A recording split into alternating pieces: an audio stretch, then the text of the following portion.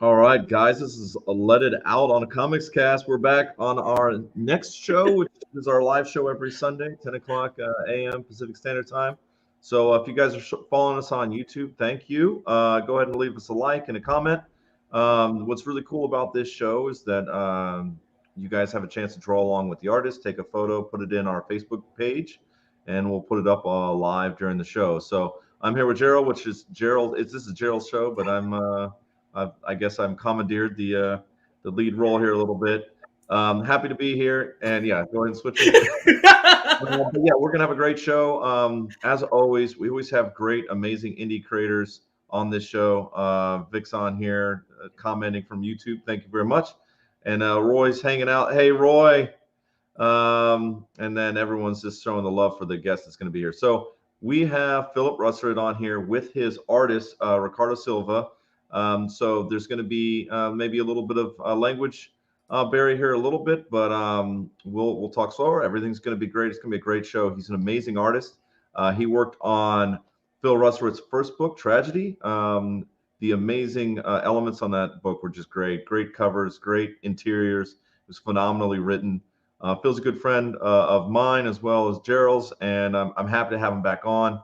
And I can't wait to talk to Ricardo because I really like the art from the first book. And Indiegogo right now, from what I understand, you guys can be able to go on there and purchase and set up for his second book. And Ricardo is the artist in the next book. And from what I understand, he's even brought up his great level that he had in the first book to another level. So this is going to be great. Without further ado, we'll bring in Phil. And we'll talk about the Indiegogo campaign. We had him recently on the Process show about building teams, and this is going to be, we'll see, part of the team for Tragedy. So this will be a lot of fun. We'll hang out, we'll draw. Again, you guys draw along with us. We'll have a fun little challenge in the middle of it that I'll bring into it. But there'll be 3 pieces of art that we do. If you guys are not familiar with Let It Out, we do drawing challenges every single time. And you guys have your stuff posted live during the show. So go ahead and draw with us, and then post it in our art show group. Is it art show or show art? I always get it mixed up. It's the art show, man. Art show group. And I'm happy that we have so many people on there. Go ahead, and you don't have to follow us. You just put it in there. It'd be nice if you did.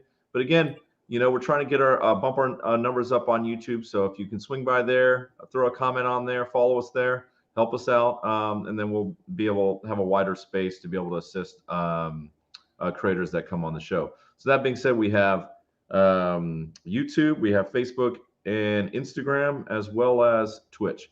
So you can follow us on any of those platforms if there's something that you like to do specifically. So hang out with us on all those platforms, follow us on all of them. And without further ado, let's bring in our awesome guest, Phil Russertt, and his artist, Ricardo Silva. Yay! Yeah, better reception of my family. I want to welcome you guys both. I think that was the longest I've never talked at the beginning of a show. I wanted Joe to show me how it's done, and I have to say that is how it's done. He has the radio voice. I'm learning from him every day. I can't get my lighting right in here. This is a little bit rough. I still want to get a good Canon camera, but we'll work with it. It's right. Okay. Yeah, he's broadcasting from the red room. I'm in the white room. In the white room, you can tell the white room's here. Yeah, I've got face heater, so I'm not freezing anymore. So. Anyway, downsizing. Right. Let's get to the meat and potatoes of the show, which is our guest today, Phillip Russertt, and his artist Ricardo Silva. I want to draw everybody's attention to the bottom. You can see the scrolling ticker. That's how you can like, follow, subscribe, know what's going on, get the lowdown on what's happening with these 2 great creative individuals. And I'm gonna leave this on right now, but let's just flash this. This is the Indiegogo campaign that's going on right now. We want everybody to to support, throw their support behind this Tragedy 1 and issue 2. You can get that Tragedy 1, which came out earlier last year, and Tragedy 2 did come out, but this is the Indiegogo campaign.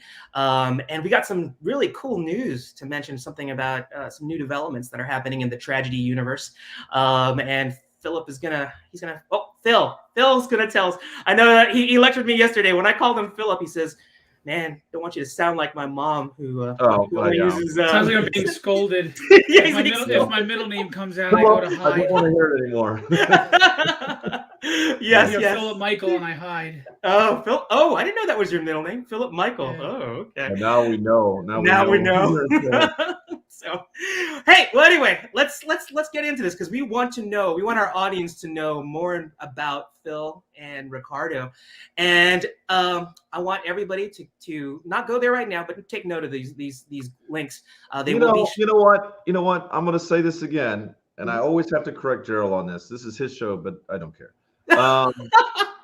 If go now. And No, don't go. I don't care if you're not watching our show. Go and go check out the book. Go check out what you want, and then come back. We're not going anywhere. We'll be here for a while. At any point you guys want to leave and go check out this book, go check out the book. I want people to be on the show. I want them to watch these guys. Well, how about this? I'm going to say that is very kind of you. Yeah, Gerald, that's horrible of you. But still, the fact is, hang out, watch a show, and you can pledge after. And that's what I want. It has 16 days to go. That is very kind of Joe. But let's give this show is great. It does a lot for the indie community. Let's give it ratings. Let's give it attention. Let's give them love. And don't let Gerald's selfish, horrible behavior turn you away. That's completely my intent. My intent was to keep everybody on you guys, the live people, instead of just going to looking at the Indiegogo campaign. But that being said, it's all roads lead to prosperity. We want Phil. Are we quoting Nemo? Is that what we're doing now? is that an emo song? I don't know. But gosh, I'm off my game now. You've totally destroyed me here. So let's get some art in here, because that's what I think what our audience wants to see. Let's show some art. So here we go. All right. So let's start off with the artist on this great campaign, this great book, which is Tragedy. Ricardo, that's amazing. Yeah, Ricardo. And we're gonna talk about your artistic journey and lead up to where you met the man behind Tragedy, which is Phil. So let's look at this great art. So here we go. This Joe. Man, I am so discombobulated right now. But I'm gonna be good now because I'm looking at this great art. So check this out. Look at this, Ricardo. I've set this up. I got art from you, courtesy of Legendary Illustrations. We'll talk a little bit more about that, but it's just phenomenal. Ricardo, you want to talk a little bit about your artistic journey, where you started? Oh, Ricardo, you're muted. Let's see if we figure out what happened here. Oh, we lost his mic. You're not muted. You can hear me? Try again. Yes. I think you're good now, Ricardo. Go ahead. We can hear you. Great. My name is Paulo Ricardo. I am 32 years old. I started drawing professionally in December 2006 in Eddie Ben's studio here in Brazil. Eddie Ben was my instructor for many years. For a while, I was his assistant drawing, backgrounds and filling and black parts, ink, and Ed's page. I started doing in the comics in 2014. Okay. Also, I drew for Zenescope and Avatar Press. I've always liked to drawing since I was a kid. So when I found out that as it was possible to make money drawing, I thought to myself, I'm going to drawing for all my life. Good. After a while, I was doing commissions for client who is also a friend of mine and introduced me to Phil, and we become friends too. From now on, Phil can continue the story. Ricardo, you spoke great, and I appreciate it. Yeah, I want everybody to know tough that. getting on. It's tough getting on with that. Yeah, go ahead, Phil. I'm sorry. I want everybody to know that Ricardo has worked very hard on speaking English because I haven't worked at all on speaking Portuguese. So, hats off to Ricardo. He does everything you need to do to be a success in this industry. I mean, I will rave about him all day, and I will be. But he didn't speak English much at all. And I hooked him up with a tutor thanks to Geraldo Borges. He went with a different tutor, but he's been working hard, and he's just made leaps and bounds in a few months. So, Ricardo, I just want to tell you, be proud, man. You're doing great. You're speaking wonderfully. We understood perfectly. And being that none of us have tried to speak your language, you're doing a great job. Exactly. Yeah, I'm sweating now. I'm sweating a lot. Oh, that's no problem. I am actually fanboying about this artwork. It's incredible, and I know that's why Phil wanted to work with you. And let's just pick up with that, Phil. Can we zoom in on some of these inks? Can we pop in there a little bit? Is that possible? Yeah. I love Let's go to. Let's zoom in here. So, Ricardo, do you do your own inks? Are these your own inks? Yes, I do my inks. Oh, it's incredible. Look how clean and vibrant, and it adds. Yeah, let's contrast with this. The pencils, his pencils are incredible already. Are just insane. I mean, look at the detail that we see here, and I want to say that you Thank you very much. Thank you. You could be an architect too, because your urban landscapes are phenomenal. And as somebody who has a wonky line, who can't draw a straight line, look at this, Joe. Oh man, I am. Well, what's really cool about it, what I love that you did here, Ricardo, is that you have, if you go back to the last one with the cityscape, is that you're not afraid to put in a hyper level of detail in your background, but yet it still doesn't compete with the foreground elements because you're putting so many great solid blacks in there with your nice strong shadows so that everything pops. And you're not cheating the system. Like, you're still getting all that, and we're still looking directly at those figures in the foreground, which is phenomenal. It's so good. Really just blows me away. And you got like detail with Gotham and like Wonder Woman in the background. Like, that's insane.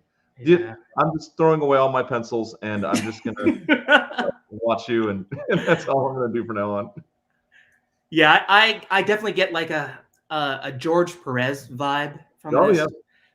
It's so clean, and just like Joe said, you have such control over your pencils that it allows a definite separation between foreground and background, so you can go into that hyper detail that Joe was talking about and still maintain that clarity. And these are pencils, folks. Wait, I mean, look, we're going to go to inks shortly because I didn't zoom in when I first showed these, but the textures, the hatch work, it's just amazing. And I'm so glad that I was able to get these pencils because I'd only seen your finished artwork. Yeah, and that's impressive alone, the inks with colors. And to see the process is amazing. I'm a big fan of pencils because I can't ink worth a crap. But it's just like, when I see this, it's amazing That's work. why I'm still waiting on my cover. Oh, I knew that was going to come. I was like, when's Phil going to give me all the time about that? It's okay. 8 months. Well, it's because I got to live up to Ricardo, and I can't do it. Gerald's got to catch up on that sleep. That's what it is. What's that, Joe? I said Gerald's got to catch up on that sleep. I owe Gerald so much stuff. I can't talk smack to Gerald right now. Yeah, there you go. So so Joe will come to my defense. Know that I'm not like not. He's not lazy. He doesn't put things off. He doesn't look at a calendar and go, I can put it off for another 3 months. He doesn't say to himself, Phil doesn't mind. Phil make money either way. I don't really care about Phil that much. He doesn't say anything like that. Besides Phil, you have Ricardo. And Ricardo is just. You do know that you just picked up a shovel and you're digging a deeper hole. I know. I know. That's why I switched to Ricardo. I'm switching back to Ricardo. We're gonna have Ricardo design the tombstone at this point. There we go. Let's stay on topic. It's all about Ricardo right now. So, getting back to this. Now here we are. We have inks, and Joe mentioned or actually Ricardo mentioned this about how he would ink when he was working with Ed Bennis. Right. Pause. Time out real quick. Just want to make a shout out to Sarah. She got really sick from Corona booster. Just wanted to say thank you, and then I'm just thankful that she's feeling better. Yeah, and thanks for coming back on the show. All right, go on. Just wanted to make sure we Hi, said Terry. Yeah, I hope Sarah feels really feels better. Let's get back to this. This is an example, a prime example of things that Ricardo picked up from his time with Ed Bennis Studio. He would do backgrounds and he would do inking, and he mentioned how he would lay in the black areas. And this is a prime example. These inks are phenomenal. Wolverine. I thought that was it Major Joe or Captain? I showed this. Anyway, go ahead, Ricardo. Image. I showed this illustration for Marvel Agency. He said to me, he's loved this image. I trying to make Travis Sherrest hatches. Yes. I love Travis Sherrest. Oh yeah. Yeah. And this is a great example of showing how an artist can really appreciate or fan other artists and still incorporate their art techniques into their own style. I see the inspiration of Travis Sherrest, his style, but this is all Ricardo. This is a really good example of just how you can adopt another artist that you love, their style, into your own, and just make it 100% of who you are. Let's keep on going here. It's just amazing. Did that piece ever get colored just by chance? That back one there, Ricardo, did that get colored at any point?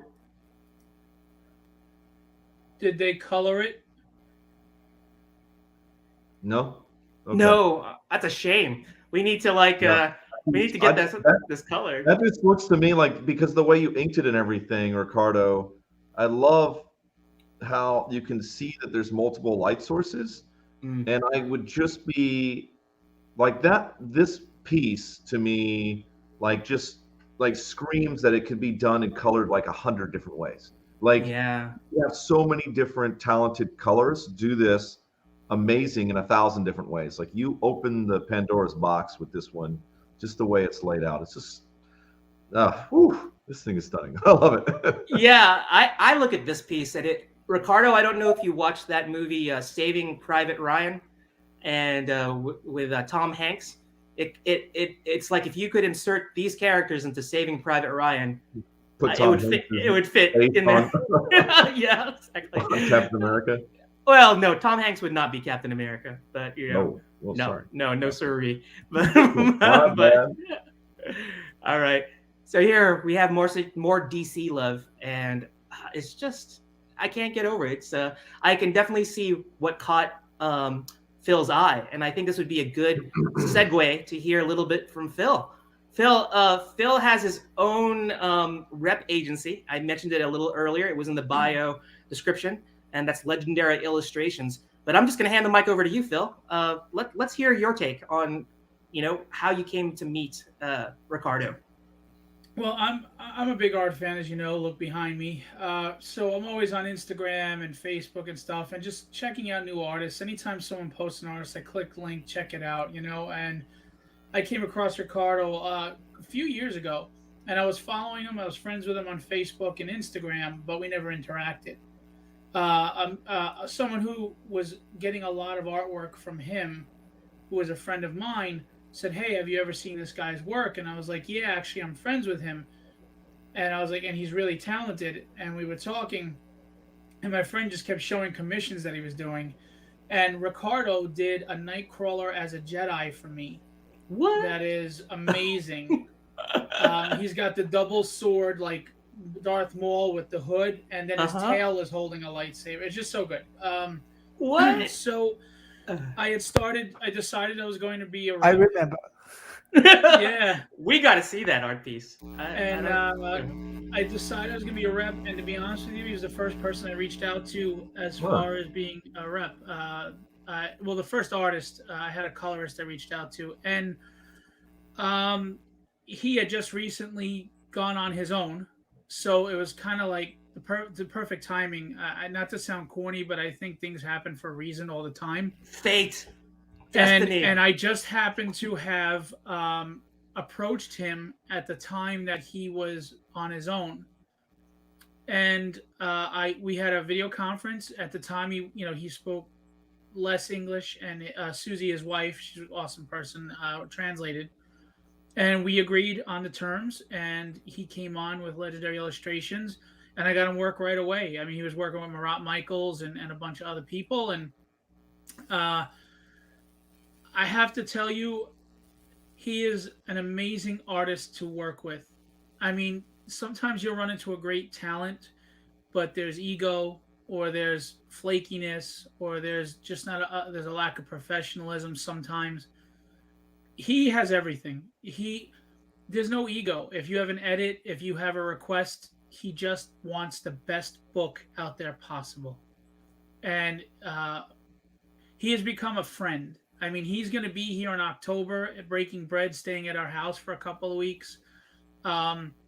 He's a phenomenal talent, but he's also a professional. His attitude, and I'm not saying that as his rep, I'm saying it as a fan, and as someone who's collaborated. And I have to be honest with you, he's been very loyal to me, which is very rare, and that is a huge attribute, and I appreciate Ricardo on so many levels, that this book, Tragedy, is his until he decides he doesn't want it, and that's the way it is. And he's just amazing. He's a great guy, and he's an amazing artist, and I appreciate everything he does. Everything. That's I don't know what else you can say about that. I mean, how can you follow up with that? It's like I want to become Ricardo's best friend based on that that testimony. And maybe let me tell you something. This dude has passed up bigger publisher work because he believes in tragedy. Where the hell am I going to find that? I believe in tragedy. I believe in. I'll pay after show, okay? Okay. No, listen, I'm very, very serious. He would have had opportunities with established publishers that he wanted to do tragedy instead. Now, either he's crazy or he's the most loyal, kindest person on the planet. Yes, that is. Yeah, really, Joe. Right? These are great qualities, and to me, it's like the only thing that speaks louder than the quality of character is this artwork. This is the cover of the standard cover for issue number 1, and I zoomed in here too because I wanted to show you the incredible detail here. And Phil, I would love for you to talk about the genesis of the tragedy character, like when you had her in your mind and you needed to give art direction to Ricardo. Let's hear about what you did and what you got. Well, I mean, should I tell you how I came about tragedy first, or go right into the? All right, long story short, that. Yeah, let's do that. This character's aesthetic design popped in my head out of nowhere one day, and I never did anything with it. Then I got extremely sick, actually almost fatal, life-threatening with COVID in January of last year. I was on oxygen. I wasn't doing well. I was in bed for 6 weeks after a week of hospitalization. And I said, to hell with it. I'm going to live my dream, and I'm going to write this book. This character popped up for a reason. So I knew right away Ricardo was the person I wanted for the book. I mean, there wasn't even a debate. There wasn't, I have a lot of artists in my stable, or I know a lot of artists. No, it was right away. I was like, Ricardo's the guy. So I reached out to Ricardo. I said, listen, I'm going to be writing this book. I've got this. I'm going to write a script. I want you to draw it. And he was like, absolutely. So I I'm very thorough in my references. I've designed all the characters, and you have to, as a writer or a publisher, put your artists in a winning position. So I sent him a ton of references, right down to the stitching on her vest. You know, I would send vests that had that kind of cross stitching. I sent descriptions of everything. Ricardo was going to get co-creator credit though, because he did add some design on the gauntlets, and of course he brought her to life. So if I ever made it big, Ricardo gets royalties, period. You treat your artists right. He took what was in my head and perfectly put it to paper, and I think there was like 2 small edits. It was that easy with him. I gave him all the references. I said what I wanted it to look like. I told him basically, you know, and I even gave a description of the color scheme just so he understood. Boom. He drew exactly what I wanted. I mean, exactly what I wanted. This is what was in my head. And then Breath of the Dragon, who was even more difficult. I came up with Breath of the Dragon's design in 5 minutes while on the couch gasping for air. And he did it perfectly. And then he added something. He did that coil around the arm that I didn't ask for. He coiled it around the arm. And it just... I mean, everything else I gave him, but he added the coil. He knew what I was talking about with the hands coming through the dragon's mouth like that. You know, that the gauntlets were dragon mouths, that the hands came out of. He totally understood everything I wanted. And he put it to life. And I'm very proud of what they look like. But if it is not for Ricardo, you don't know what they look like. Only I do. Yeah, it's like he basically crawled into your mind and said, "This is what tragedy." And he did. I'm afraid to think around him. He might be reading my mind right now. It's like he's Ricardo is Professor X from Brazil. He's like, what are these characters look like? Oh, I see. And the other thing is just the comfort level with him from day one. We just melded right away, and that is so important for an artist and a writer to really be on that team. You know, it's kind of like the rock bands that have stood the test of time because there was no ego. We all knew our role. We gelled and worked well together. Those are the ones that succeed. The ones that crash and burn because someone always felt they were more than the other. We've got that thing going on, man. There's a synergy. There's an understanding, a respect. And the comfort of knowing that I was confident he was going to portray the characters the way I needed. And that he is willing to just say, oh, okay, you need that changed? Boom, it's done. There was no resistance. There was no like passive aggressive like comments or a snarky laugh or whatever that some people do. Just okay, got it. And then boom, it's done. Yeah. He's just that good, man. That is a rare relationship, I think, between writer and artist, and that's what you're going to get if you go to Indiegogo and get issue 1 and 2. You're going to see that the fruits of that kind of relationship, and it's amazing. And you can see here. Actually, I don't have a color. Oh, well, I have the cover right here live. Oh, here we go. Let me solo you out here. So let me go here. Check this out. That's the color version of the artwork that I showed you in black and white. And the black and white is impressive in its own right. But then when you see this color cover, yeah, look at that. And I also want to say, indie comic, mainstream comic, you look at this comic and it's phenomenal. It's like you don't see.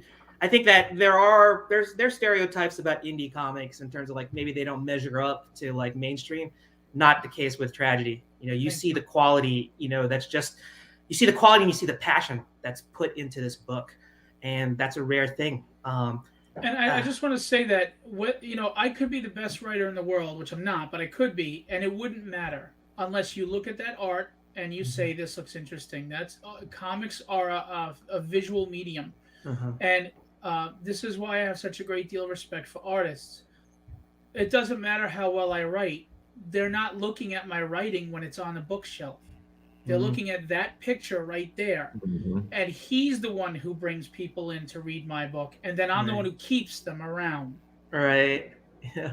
So if it's not, I mean, I may get all the credit for my book Tragedy, but Ricardo gets the credit with him and the colorists, and the letterer. They're the ones that make it visually, aesthetically beautiful to make you even interested in giving it a shot. Yeah. well, everybody should give it a shot. I mean, just check that. I mean, it's breathtaking. I don't know what else I can say about this. It is just one of those things where it's a legit book. It's a legit book. Phil, yeah. If you guys, most people I think know who Phil is. If you guys are part of this show, and if you're new, you're swinging through and you haven't seen us before, Phil's a pro's pro. Like, he knows what he's doing. He builds great teams, and clearly you pulled in Ricardo, and he's a beast. He's a beast, and your product, your IP is amazing. And I think it's up there with the top IPs that are in the indie space right now, and it should be successful. I think right now you guys have a good start with your Indiegogo for sure. Just checked it out myself just a minute ago. Again, well, Indiegogo has been a challenge. We've done so well out of the gate on Kickstarter. Both campaigns, my very first one and my second one, over 10 grand. And we did better on the second, which is interesting because sometimes Indiegogo is the way to go, and then Kickstarter flops, and then it was vice versa. It's really interesting that Kickstarter was definitely successful for you in the first campaign, correct? Yeah. I think Kickstarter also, the way they do their algorithms, they give you more attention than Indiegogo personally. And I think Indiegogo is a little more tribalistic at this point, where Kickstarter is a little more universal. Yeah, for sure. I do want to say this, though. Ricardo's pencils on book one were fantastic. But Ricardo, through his own admission, he wanted to do so well for me. I think he stressed himself out and he tightened up a bit. And I wanted him to loosen up and relax and just have fun. So as good as book one was, book two, he let loose. He felt comfortable with me. And he just, I mean, people had said to me, this is the same artist. Oh, yeah. This is what Ricardo truly can do without feeling restriction, without feeling nervous. He just balls to the wall, went out there and drew. And the camera angles and the dynamics are amazing. And we've also had some help from Chris Graves with a little art direction to suggest things and do a few roughs to give ideas. Mostly because with the language barrier, I'm an idiot, and I'm forgetting he doesn't speak English, and I'm writing in the script. Like, for example, I'll use the word grapple. She has a grapple gun. Grapple means physically grab somebody if you're using Google Translation. Yeah. So that's not Ricardo's fault, because I'm not writing it in a way that he can get it. You write grapple gun. You write grapple gun, and he shoots a gun with, like, hands coming out of it. And again, what? And it's Google Translation. That's why I study English a lot now. I'm trying so hard. Less speaking work. Your language. And I feel bad because you never want an artist to have a lot of edits, because every edit is a free drawing. It's free work. You don't want to give a lot of edits. And as a rep, I've worked with some people that you could tell are new in the industry. They're just putting out a book, and they don't give enough references, and then they're very picky about things, and they expect the artist to read their mind, and they're redoing stuff. I have to make this clear. If you're a writer, new or not, learn first, and then hire an artist. Because artists cannot keep working for free by doing 50 edits because you didn't put them in a winning position. Send as many references as possible. Describe it as detailed as possible. And if you approve of roughs, then you approved of roughs. They don't get changed later. You got to respect artists' time and their craft. Sorry, I just had to put that out there. Oh no, those are words of wisdom. And I just want to say that Greg Johnson, I don't know if Joe popped this up, but I just want to say it's like tragedy. Okay. Oh, you did? Okay, let's just read it. Tragedy is pay attention to what I'm doing. Tragedy is a top quality indie book. From the art to the writing, it is top notch. Phil uses the best quality cardstock as well. I would put his book up against any book out there right now. That's high praise. Yeah, but I just got a link to his PayPal. What the hell is that about? I love the humor there, but I believe that was completely 100% sincere. No PayPal. All right, I just want to say one thing because Phil said something. He was like how Ricardo developed in the next book, right? And he's stronger in the next book. So I'm gonna bring myself up full screen just for a second. Just for a second. All right. This is not me, but I just had an opportunity. Okay. Phil said Ricardo got better in the second book. I want to show you guys something from the first book. And then I want your brain to take a moment to process all the imagery that Ricardo built. This is the first page of the first book. Yeah, I don't know. And he got better. He got better. What are you smoking? Ridiculous how good Ricardo is. And how good the story is. I mean, this really is just that good. So I'm gonna pick myself off. But I just had to get on my soapbox for a second because Ricardo, you are so good. And I think Phil and I, we talked a little bit. He asked for, a novice like myself, novice, whatever you want to say, what my opinion was on the book. And there was a couple of camera angles a little bit more dynamic that could have gotten. So I'm really excited about maybe some of the things you sort of reached for the next book. But absolutely loved it. Absolutely loved it. Loved the first book. Well written, great art. It sucked you in from the very first page. But yeah, let's see what the next level is right here. Look at that. Okay, yeah, this is what Phil was talking about, upping the game in terms of like. Hang on, one more. Yeah. One more. Ricardo, his whole attitude is to leave the last thing he did to be the best thing he did. I mean, look. Yeah, there's no, pardon my French, there's no half-assing in this. Yeah, this is a worm eye views. Fantastic. The flames. Yeah. It's just great. Yeah. It's absolutely great. And I'm going to hint a little bit about what we're going to talk about after the live drawings, but we're get to debut some really, really cool. I guess I'm going to sort of let the cat out of the bag. We're going to be pleased to show some remastered pages. Phil and Ricardo couldn't sit on their hands. They basically are still going to be telling. I think there's like 16, 17, 18 issues that are still ready to go.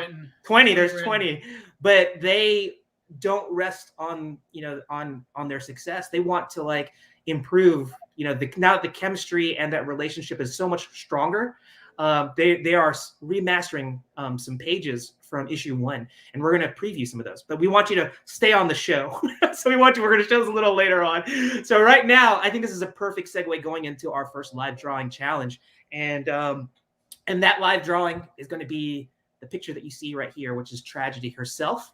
I would love everybody to draw along with us, and if you watched our past shows. That's the difference with Let It Out, is that we get to not only do the interview. Actually, I don't even want to call it an interview. It's a conversation with our guest. We do a live drawing right here on this, right here on the spot. So you get to see the magic happen, and we get to see the magic with Ricardo happen. So live drawing challenge number 1 is going to be Tragedy. If you're going to do that with us, drop in the comment section. Let us know that you're going to do it, and then post it to the art show on Facebook. And that way we can pop it up and show it and get Ricardo and Phil to take a crack at it. Now, I wanted to let you know there's something special, and I'm going to put Phil on the spot here. Phil has told us yesterday that he's going to draw along with us. What? So it's going to be a disaster, but let's do it. Yeah, let's do it. Ricardo, this is your chance. You get to like critique Phil. Give me edits. By the way, can I just do this real quick? Roy Mercado is in the chat. And Roy Mercado did this cover. Okay, let's solo that out. Issue 1. You got it? It is incredible. And it's in foil. It's the most beautiful foil cover we have. And Roy, I'm shipping your comps out tomorrow, finally, now that I got the new prints. Yes. But I just wanted to give a shout out to Roy, who is a cover artist on Tragedy. He is an amazing artist. I do not rep him, so contact him directly, but you should be hiring him. I tried to hire him yesterday. He said he didn't want to do a freaking cover for our magazine. That's okay. I think that's gonna be a little bit of a tease to go check out Friday Freestyle this past Friday, so you can see the beef between Joe and Roy. So whatever. I'm not angry. It's make believe beef. I don't know what's going on. I hate his guts, and it's plant-based beef. It's not real, but there's nothing but love.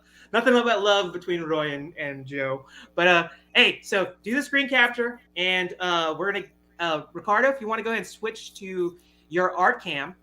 And what I would love Phil to do while he's drawing, to give, maybe you can give a little bit of, your insight in terms of her design, and just some background commentary while we're doing some drawing here. So I'm going to start the clock. We have 15 minutes, and usually that's not a problem for our guests. It's usually for me. That's more of my problem. So let's start the clock, and you get to see. I'm going to solo out. I got to watch it. Yeah. So 5 minutes after, and then go to our art show, post it, let us know that you posted there, and we will show it during live on the show. Yeah, I'll let Joe will handle the cameras, so that'll be cool. All right, so the clock is starting now. One question. Which character I would drawing? Tragedy. Okay. All right. So, as far as the aesthetics, honestly, she just popped in my head. I don't know. Her entire vision popped in my head, and the color scheme as well. And it just works out that I'm partially colorblind, but I did some research, and it shows that red is actually the most visually eye-catching color for whatever reason of its spectrum. And so it works out that she has the red. Now, Mato Zapata did the original colors on the original design drawing. Yes, I'm drawing. And he added the yellowish gold in that I thought worked really nice. So that was added by Mato, and that was really that. And I have Alex Sarabia, who has a cover. He's a phenomenal artist too from Mexico that I rep, and he is doing a lot of character designs for me because I want Ricardo to work on the book, and they just, I don't know, the designs just come to me. There's no science. I wish I had an answer for you, but they just come to me, and Ricardo just makes them look fantastic. Well, that sounds like a totally supernatural experience. It's just like came to you in a fever dream or a COVID dream, I guess. And I think that's just amazing that you were able to take I hate this play on words here. You took a tragedy that you were kind of going through, and through that tragedy, you brought tragedy out. And I think that's just a great inspirational story in terms of being able to turn lemons into lemonade, I guess, or that sounds a little trivial. I just want to say that you took something that was negative and made it a positive. Well, I mean, again, I have to say I'm going to get all the credit for this book, but it's the artists. It's their visual medium that they're the ones that make this what it is. Where would I be without them? I'd be writing a novel. Right. So I just can't. I don't know. If anybody who knows me knows, at the very least, I'm a very sincere human being, and you've seen me cry live, you've seen me angry live, you've seen me humbled live, and so trust me when I tell you that my appreciation for everybody that works on my book, especially Ricardo, is through the roof. I can't say enough. And I can't believe I'm drawing live and I'm going to show this. This is so horrible. Yeah, I'll show you where I'm at so far. Oh, I can't look. So, Joe, you're going to have to handle terms of like soloing them out so we can see it. Well, actually, let me solo. Oh, there it is. Yep. That's how bad I am. I'm resisting the urge to look and check out what everybody's drawing, but I'm sure it's spectacular. Oh, yeah, this is spectacular. Right?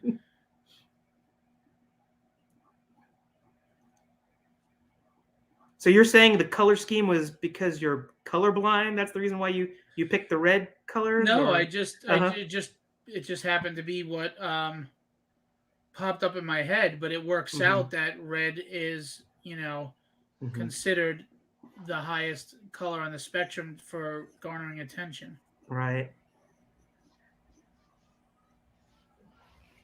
So we have 15 minutes for this. That's good because we got about 10 minutes left.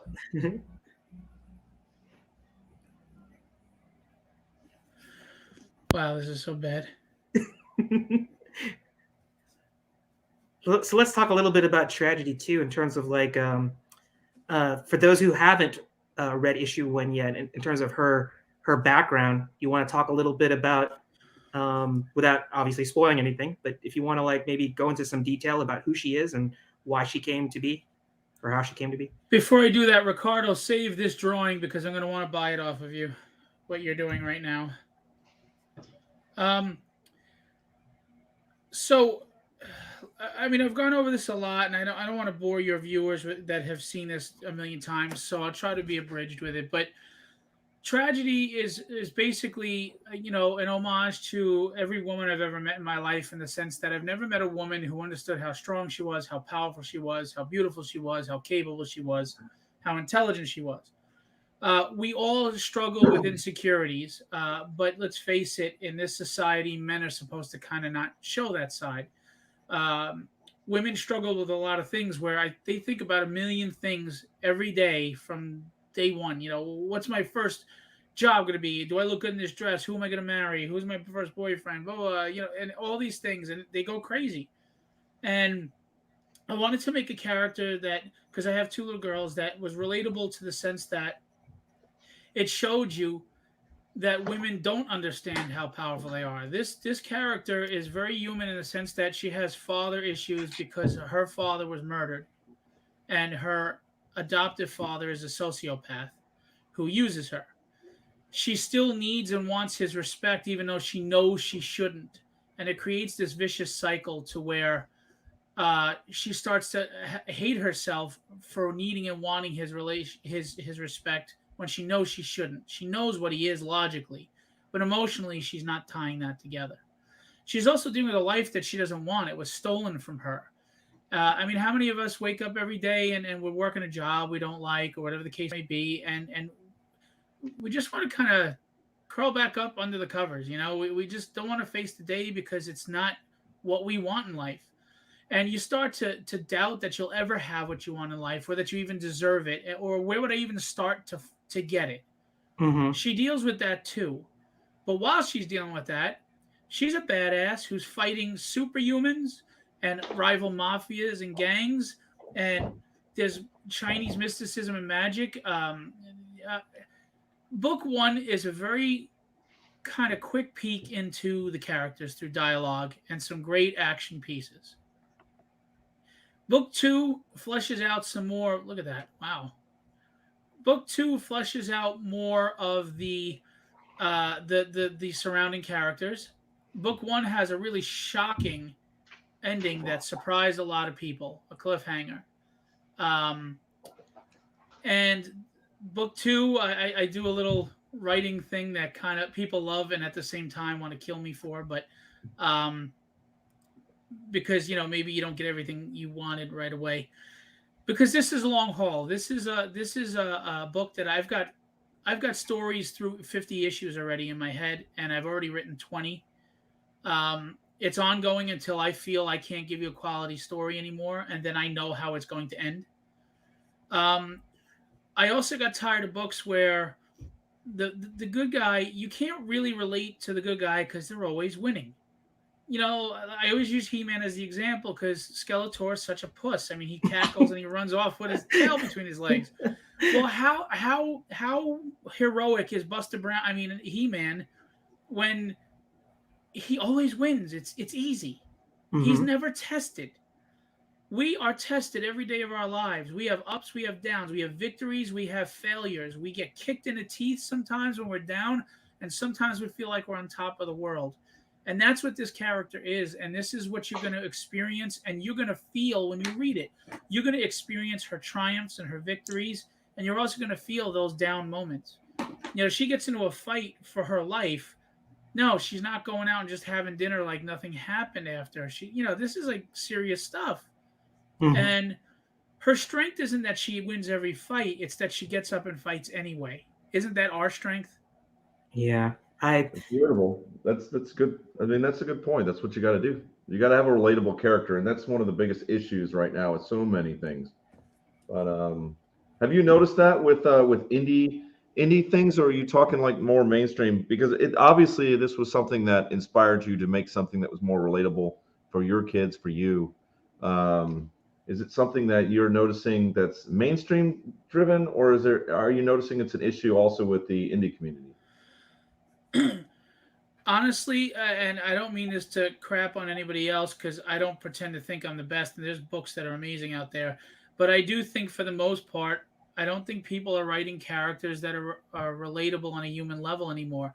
For one thing, I think we're focused too much on other identities like race and gender, where I feel like if you just write a character that has the same, we all have the same emotions, we all have the same desires in life, we all want to feel relevant, we all just want to find happiness and peace within ourselves, and we all just want things to click and get a freaking break for once, right?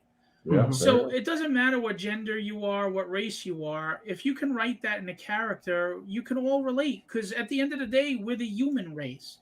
And I do have other ethnicities and everything in the book for the sake of the story, because of different mafias. But it was very important to me to write about human characteristics, what we all have in our heart. And I do think that that is passed up a lot in books, especially today, because we're tying up. It's like it is this weird dichotomy where we're all individuals, but yet we're all have to be treated the same, or grouped together in some tribe. And it's very weird to me. The only the only group think I have is that at the end of the day, like I said, we all struggle with these same feelings, these same insecurities, these same, um, struggles. I mean, her tagline is, "Will she find peace, or will they all rest in peace?" and and that's the thing. I mean, we're all just trying to find that inner balance. And there's a lot of Asian stuff going on here where we deal with chi and focused chi and balance within yourself, and a lot of spirituality. It's not where I'm pushing religion on you, but kind of like how Star Wars did with the Force. It's creating this spiritual energy and situation that brings about certain aspects of the plots. And I think that's important too, because at the end of the day, if you have no faith or hope in anything, you definitely don't have balance. And this is her journey to seek and find that balance within herself while just trying to get through life and survive all the crap that's thrown at her. But I also got tired of books that it's all this boring exposition. There's like 2 panels of a fight, and then everything else is standing around with bullshit. Sorry. So my book has like 8-page fight scenes, and no, they're not bantering a lot, because guess what? You're fighting to live. So if I get into a fist fight in the street, it's not even life threatening. I'm not hanging out talking to somebody like, so listen, this, what are you doing later? You're fighting. So, a little bit of inner monologue, but she doesn't have to talk through everything. You fight, and it's intense. I think the fight scenes are intense. The exposition, every bit of dialogue is for a reason. It makes sense. It gives you an inner look. She's a very guarded person. She's not letting everybody in. And it wouldn't be realistic for me to just have her all of a sudden open up her life story to everybody. So this is long haul. You're going to be reading, and you're going to be discovering things about her as you go along. And she'll be discovering things about herself. There's humor in the book. I've been told that I've actually written some good humor, and that 2 characters, Joe and Tony, can be very funny. And people tend to love them a lot. They're the Italian mafia. They're the bad guys you love, you like. And then I have villains that you really want to see die. They're bastards. They're bastards. And again, everybody has their motivation and their background and their flexible reasons for why they are what they are. And I do a lot of work going backwards and reading. Every time I write a new issue, I read every former issue to make sure continuity is there. I don't want to screw that up. It drives me nuts in books that they don't stick to continuity. They change the characters. And that's the other thing. Greg, thank you. I hate when bad guys just I'm going to kill you now because this was my plot all along. Ha ha ha. It's crap. It's just stupid. If you don't trust your audience as a writer, you're going to write yourself into insulting them. You do not have to narrate everything that's going on. I trust Ricardo to tell as much as the story as my dialogue does, whether it's a facial expression or just what's going on in the panel or the sequential movements from panel to panel. And I think that's strong in this book. I am not cramming down unnecessary exposition on you, and I am not talking down to my reader. You're not stupid. You'll put 2 and 2 together. You'll read between the lines, and if you don't, well, it'll become clear in later issues. I've had people that, for example, someone asked me to edit their book once, and they had their protagonist tied up on a dock, and this was the dialogue, and it wasn't even an inner monologue; it was an outward dialogue, like who is she talking to? She goes, "Good thing they missed this knife when they were searching me, because now I can cut myself free and get through." And I explained to the person, because I was editing the book for them, I said, "Look, I don't mean to be insulting, but you're talking down to your readership, and they're going to it's offensive to them, and it's boring, and they're going to feel dumbed down. All you had to do was have your artist show her, like, slip out the knife from somewhere and just say, 'Idiots missed this.'" Yeah. That's something that's simple, because people can put 2 and 2 together on that. They can catch that. They can understand what you were saying. If you're wasting time on that 5-second plot point with 2 panels of dialogue, you have lost your audience. So They're writing, not gonna want to get through. Yeah, that's writing advice 101 from Phil, in terms of just how to. It's like a effective way of communicating a story without having to be so literal in terms of walking your reader through a situation. Give them credit. And I'm not saying this as an experienced writer, because I have a lot to learn. I'm saying this as a reader, as a guy who has read thousands and thousands and thousands of comics over the last 40 years. So I'm not pretending to be some well-versed, amazing writer that knows better than anybody else. I'm just saying my experiences as a reader, what I think is a problem. Right.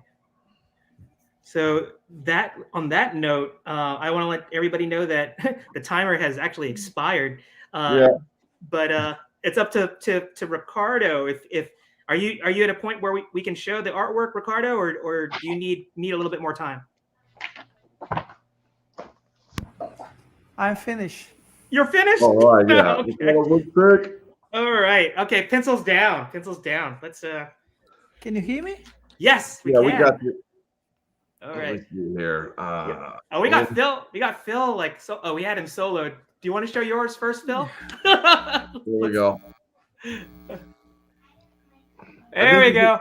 She's a little big in the shoulders, but I think other than that, you got it good. Dude, this is why I write. She's a little big in the shoulders.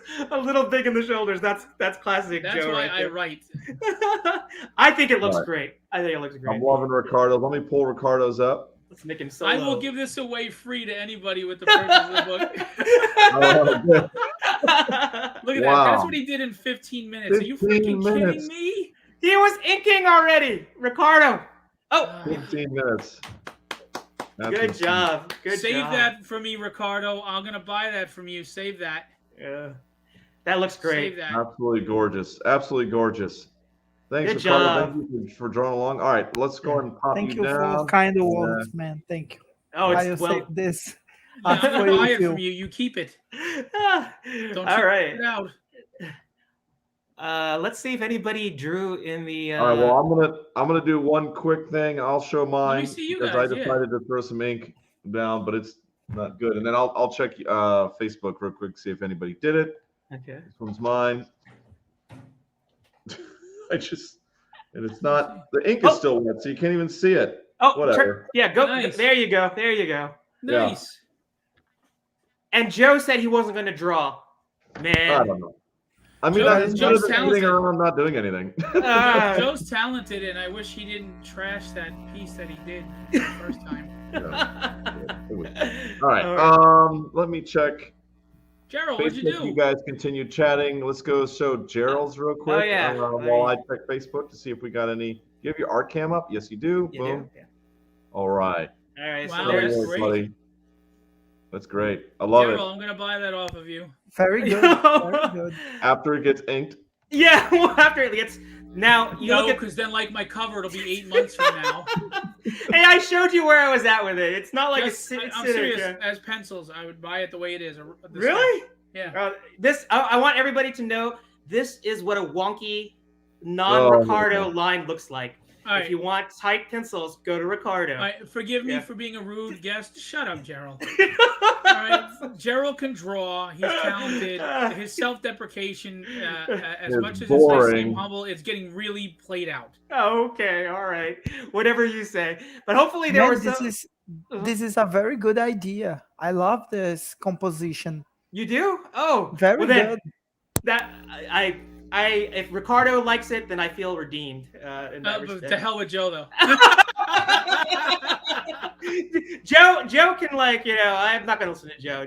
Joe's my partner. We can both go agree to disagree in terms of like where my art is. But let's look and see if anybody. Yeah. So I'm just having I'm having technical difficulties with it. There we go. It's coming up now. Okay. All good, right. Good. Here we go. I'd love to see whatever 50 minutes is very. 15 minutes is 50 kick sketch. It goes quick. No, it's fine. Sketch. You did That's great. A quick sketch, Ricardo. I know. Everything. Get out of here. You give him another 15 minutes, and it's probably going to be ready to be published. Like it'll be like a. I cover. know that's all he needs. Yeah. So I'll go ahead and share it. Sarah's the one who Sarah Samba. She went ahead and drew along with us. So I'm going to go ahead and bring her up. So I appreciate you doing that, Sarah. So anyone else who brings it in, you guys are a little late. It's fine. Go ahead and message us or just put it in the chat. Can I also real quick, a cover artist right with me? Come here, my 9-year-old daughter, Melanie. Oh, here we go. Yeah, let's get that up. Boom. I'm sorry, real quick. Wow. Hello, Melanie. You're so much better than Phil. How are you? She is. This is the crap I drew. Hey, Phil. She penciled it, inked it, and colored it.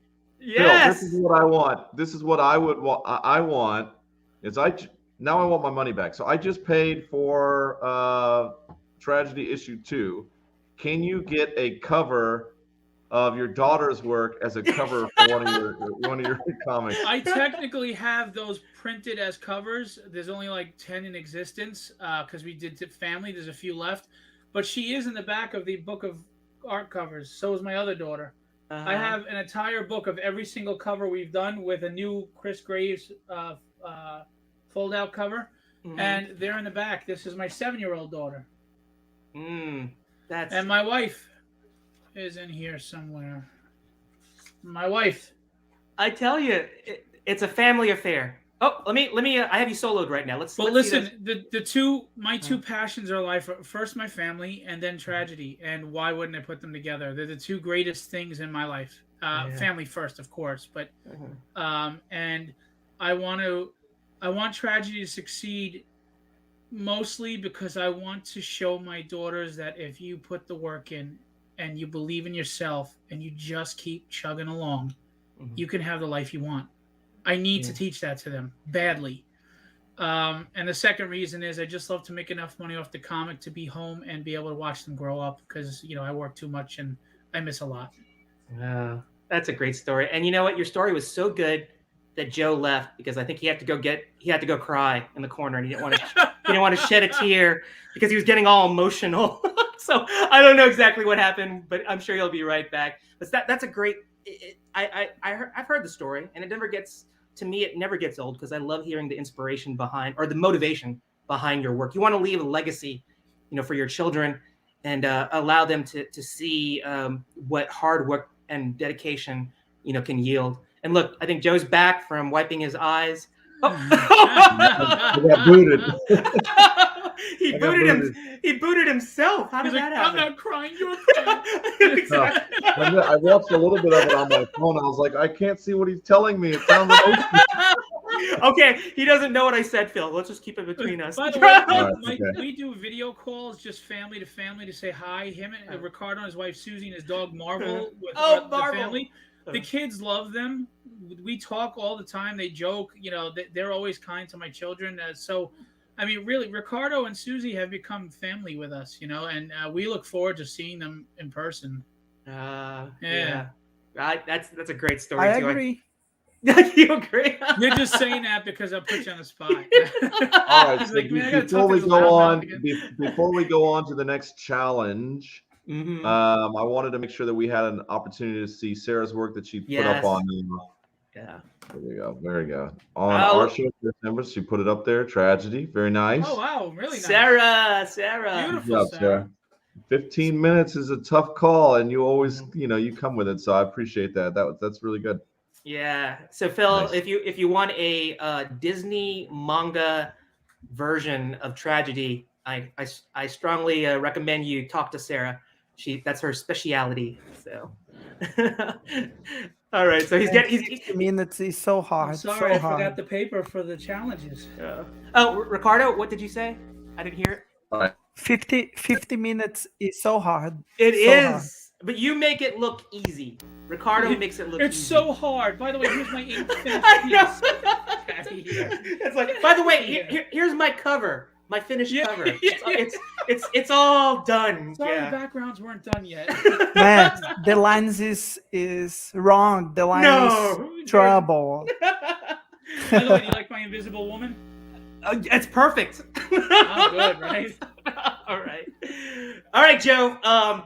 This is the part where you get to talk to Phil, and the two of you can concoct a challenging. You would think we're going to concoct this thing in the middle of the show. No. It's too late now. All right. So this is the co-host challenge, right? This is the co-host challenge. It is. But I want you to involve Phil if you can. No, I don't want to involve Phil. Phil's involved with it. He's done. All right. So this is what we're gonna do. So we're gonna I'm gonna add this to the screen here. Check this out. So this is the Legend of Vox Machina, which is on Amazon right now, which is a pretty cool show. And what I want to do, I'm scared already. What he's gonna do is we'll do a challenge for one of the characters. All right. And okay. And so let's see if I can. The character's name is Pike Trikefoot. Pike. Can you see it? I didn't increase the right screen. No, you didn't. I don't know what you're talking about. It's all right. It's okay. If you guys haven't seen this show, it's kind of an adult oriented show. Dungeons and Dragons style? Dungeons and Dragon with like an adult spin on it. A lot of curse words, stuff like that. So okay. I'm gonna bring up the other screen. While he's looking for it, Phil, I think the reason why I didn't involve you because he wants you to draw again. Honestly, it doesn't matter. He doesn't care if he doesn't. He doesn't care. There we go. And by the way, Sarah, I thought it looked great, and I hope you feel better. And I appreciate you joining in on the drawing of my character. There we go. Yeah. All right. So she's a healing character. She's got armor. She's got a little scar on her left eye. Shorter, stouter character. But the challenge is going to be, I want her to be drawn with a city behind her. What? Oh yeah. What the hell? That's going to be the challenge. Draw her with inside of the city of Tragedy. Boom. Okay. I want to see windows. I want to see skyline. I want to see at least 12 buildings. No, I'm just playing. Oh, where did this come from? He wants to punish us. Well, Ricardo, I know you're going to ace this challenge, but for me, I'll be lucky. I will see. All right, so I got the timer set. So Gerald can't get away with just doing some low angle fist at the camera and a slight eye. He knows. You got to do all of it. He knows my tricks. All right, I'm going to start the timer, and this is Joe's crazy challenge. I hope people can draw along with us, so let us know. All right, clock is ticking. Let's go. All right, so bringing the Amazon series to Tragedy's cityscape. There we go. Say that fast 10 times. Yeah. Oh my gosh. All right. I don't know this character. The first 3 episodes are out right now. It's a pretty good show. You guys haven't seen it? It's good. It's very good. Okay. I'll trust All you. right. Is it as good as my art? Yeah. He's not commenting. He's not commenting. It's phenomenal. Hey, you're lucky I even participated in this. Uh-huh. So I'm wondering how you came up with this challenge. Like, is it just because that's the first thing that was on your mind? No, it was just something I was watching, and it's a brand new show, and it's cool as hell. So I was like, why don't we just draw this character and put it in the city? So you got 2 challenges. Now you got to draw the city in tragedy and pull this fantasy character and make it fit in some sort of like sidewalk or by something that would indicate a city, that she's in a city, but also clearly a fantasy character. Okay. Brett wants to see you draw this thing. Is she your favorite character in the series? No, I mean, No. there's only 3 episodes so far. Pretty good, complex characters. It's always good to highlight when the industry is doing something the right way. So I enjoyed just that they have complex characters. They're good to go. So Right. watch the show. You know, if you like it. Please show the image Oh, again. Yes. Joe, could you show? Yeah, there you go. Yeah. Actually, let's leave this. I up can a little hear bit. him too, Gerald. I can hear him too. It's okay. I don't need you to repeat what he just told me to do. Okay. Oh, I'm getting schooled on my own show here. Well, do it right, Gerald. I know, if I could just do it right.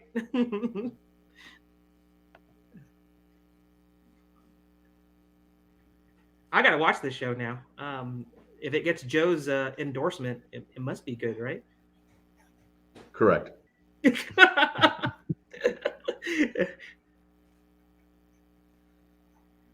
Well, I'm not seeing your camera for your art. What's going on? Me? You're not going to give us a play-by-play? Phil? Well, let me finish my city background, and then I'll show you, and then I'll get to the main character. Okay. Listen, you don't rush masterpieces like this, okay? Mm-hmm. Oh, we must be thinking of 2 different things then. Oh, the knives have come out. It's a good thing I have a thick skin because it's getting sharp in here. Oh no.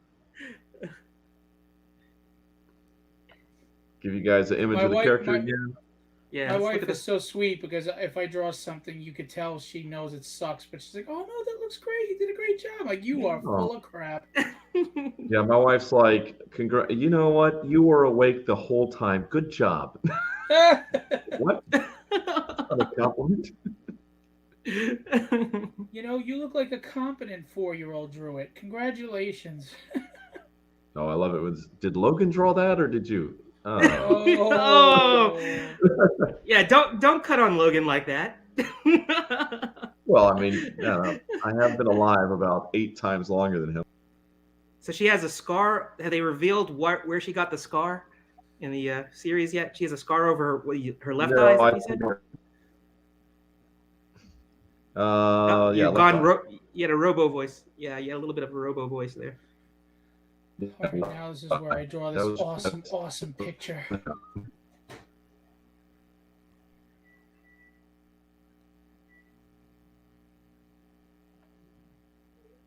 I'm looking forward to it. It's gonna be sick.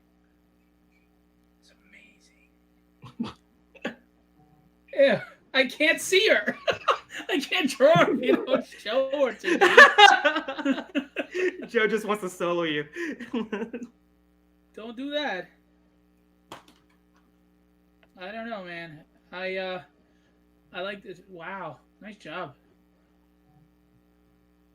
Look at those. I can see the city coming in. Unless they're. There's my. You gonna pull a roller out, or are we gonna go walkie-scape?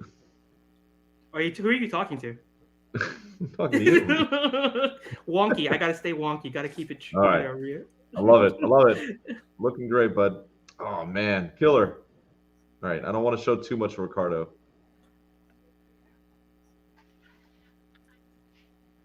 Can you pop up the reference one more time so I can check that out? Yeah. Oh, for some reason I got a blank screen. Do you guys see anything? Yeah, I see Comics Cast, and that's it. Yeah, Joe, your references. Oh, there she is. There she is. There you go.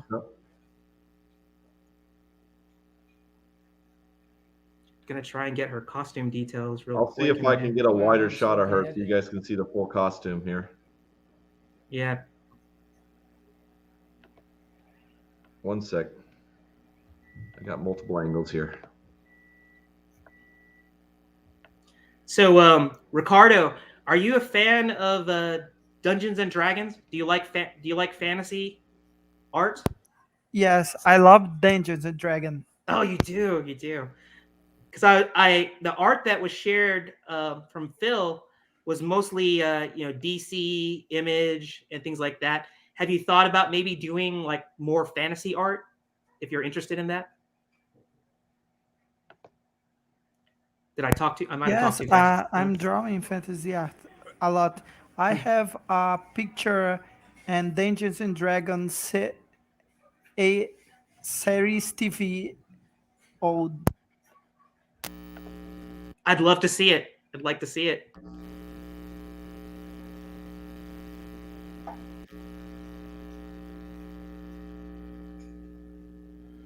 Wow, I'm so bad. I'll love to just see that you're challenging yourself to do this live, Phil, because I am not good at a 15-minute challenge. I can't do a damn thing. There's no pressure on me. So weird. But yeah, there's no pressure on me because I know I suck, and everybody knows I suck. You totally take too much away from you, Phil. You have talent. You make shapes Not here. With pencil. You make shapes. He keeps going away from the reference, so I got to stop every time. I know. Let's. He wants to keep on showing your face. Oh my, this is horrible. I can't draw buildings. I think Ricardo is the expert for all that stuff drawing.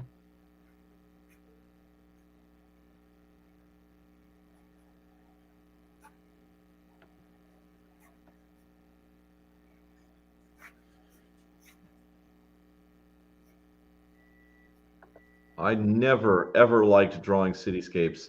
You know, I could never, Terry says she in art college, she really enjoyed doing cityscapes. I get so frustrated with it because I could do everything by the book. And if I do it 100% by the book, it feels almost like it's too wooden and too fake, right? So like almost like for me, what I would end up doing for like buildings or tables and stuff, I would draw it how I think it should look. And then I would hit the vanishing points and then adjust it. That's the only way I could do anything with perspective.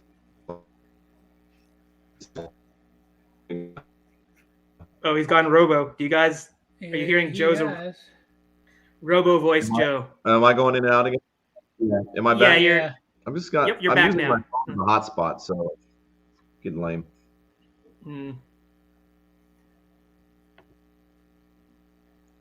Brett says, Phil, you have no excuses now. You need to draw a cover for your next book now that you know you can draw. Yeah, I can draw. That's coming. It'll be coming right up. Hell out of here. Tell us how you really feel about drawing. So silly. Yep. All right, so I mean, it's looking great, guys. I mean, I'm enjoying all of this. So what are we gonna do? Another 5 minutes? According to my phone, we have 5.5 minutes right now. Oh, sorry, I was just guestimating. I wasn't actually looking at anything. You guessed. Now that's a masterpiece. Look at that. Look at that. Oh, yeah. There you go. Hey, that's awesome. Finish your legs. I love it. Love it. I think you're gonna have to Phil get what is it? Kitten and Bear in here, and they can show you a thing or two about how to draw. Legs. There you go. Let's look at the reference. Yeah, let's look at the reference. And now let's look at yours. I thought you were gonna zoom in so we can see. Killed it. I didn't do bad on that one hand. Look at those great buildings. I love the little water tower you got. That's awesome. And where is it? This hand didn't come out too bad considering. No, you got. Considering I can't draw. All right. All I know is I'm done. You guys are still working. And I put a moon in.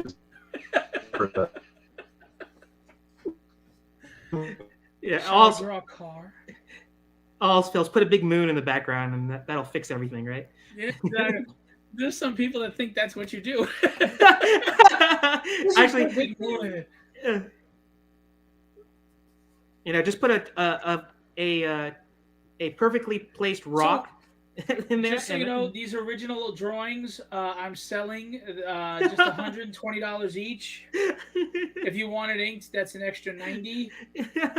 Colors? Yeah, that's another $100. Discount. Uh-huh.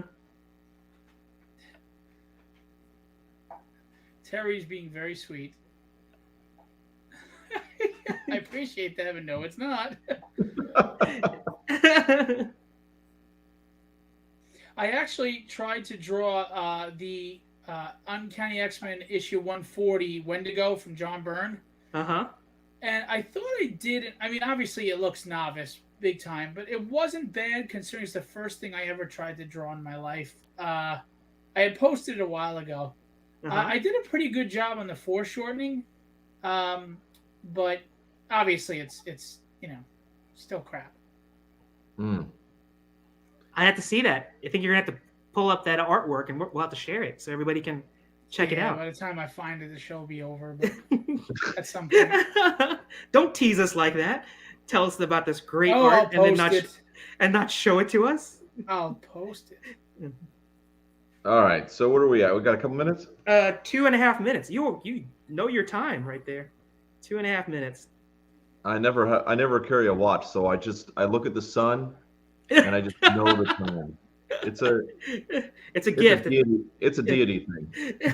That's really cool. Phil kind of reminds me of that one can with the green giant. A girl though now. Oh yeah, right. The little leafy kid or whatever the hell. Right? Yeah. The leafy kid. There we go. Oh, I didn't know you had an art class, Phil. Yeah, I can draw circles. Oh, look. Okay. All right, you ready? Here's a Steph Wilson drawing. You ready? No background. Oh, here we go, Steph Wilson. All right. All right. Now, is it good for kids? We got to keep it PG. If it's Steph, right? Steph only knows how to draw large circles, so we got to keep them. No, we love Steph here. Steph is great. Uh-huh. Okay, good. There you go. There's my Steph Wilson.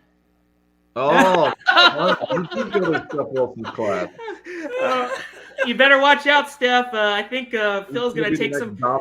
He's going to take away all of your commissions because everybody's going to want. Actually, let's show him a little kindness because he doesn't really have much of a following and people don't really like him. So yeah, that's true. Let's help him out. Let me show you real quick. This is book 1 and 2 Steph Wilson covers, and he has a cover for book 3. And, absolutely amazing. Stunning. It's part of the book of covers. I'm finished. You're finished. All right. Pencils and pens down. Oh, we got 40 seconds. I want all my 40 seconds. All right, done. Yeah, so are we, Greg. Yeah, no. All right, let's see here. I'm gonna go back. I'm gonna check our art show group on Facebook again. Make sure we're good there. Okay, we've got. Ooh, all right. Sarah did some. Not enough time. Fair enough. I want to know where Roy, if Roy's going to draw along with us. No, Roy. Yeah, what's up, Roy? Roy's trying to do. I guess he's just trying to stay awake. Yeah, well, Roy just Roy might be mad at me. Roy just welcomed in a new baby girl to his family. Yeah. So he has a legit excuse. Roy, mask that rob before you rob the bank. Jesus, enough already. Congratulations. Congratulations. Like, did I get that reference? Like, I hope you did. By the way, we got to keep it PG, right? Besides books 1 and 2, you can get the book of covers of every cover. We have Will Spatasio and Tyler Kirkham and Ian Churchill and a bunch of great names. We also have some amazing indie artists. You can get it in black and white or color. And just so you know, the opposite is in the inside of the book if you do, so you don't get slighted. So you don't have to sit there and go on the campaign and go, I don't know what cover I want. I don't expect you to buy the same book 12 times. Just buy the book and you get the book of covers. And again, like you got Sean Chen in there with color variants, and that's a good pitch. Gotta make sure. You know, we got these. Will Playton, who I represent, is an amazing artist and painter, which is obviously art, but you know, pencil artist and painter. There's the Roy Mercados, his original and the colored. I'm just filling in time while you guys finish up drawing. Well, he's finished. So let's see your artwork one more time. And then we'll pop over to Carol. Okay. See, and that's stunning stuff right there. That's amazing. Hey, everyone should screen grab that, and that'll be Phil's.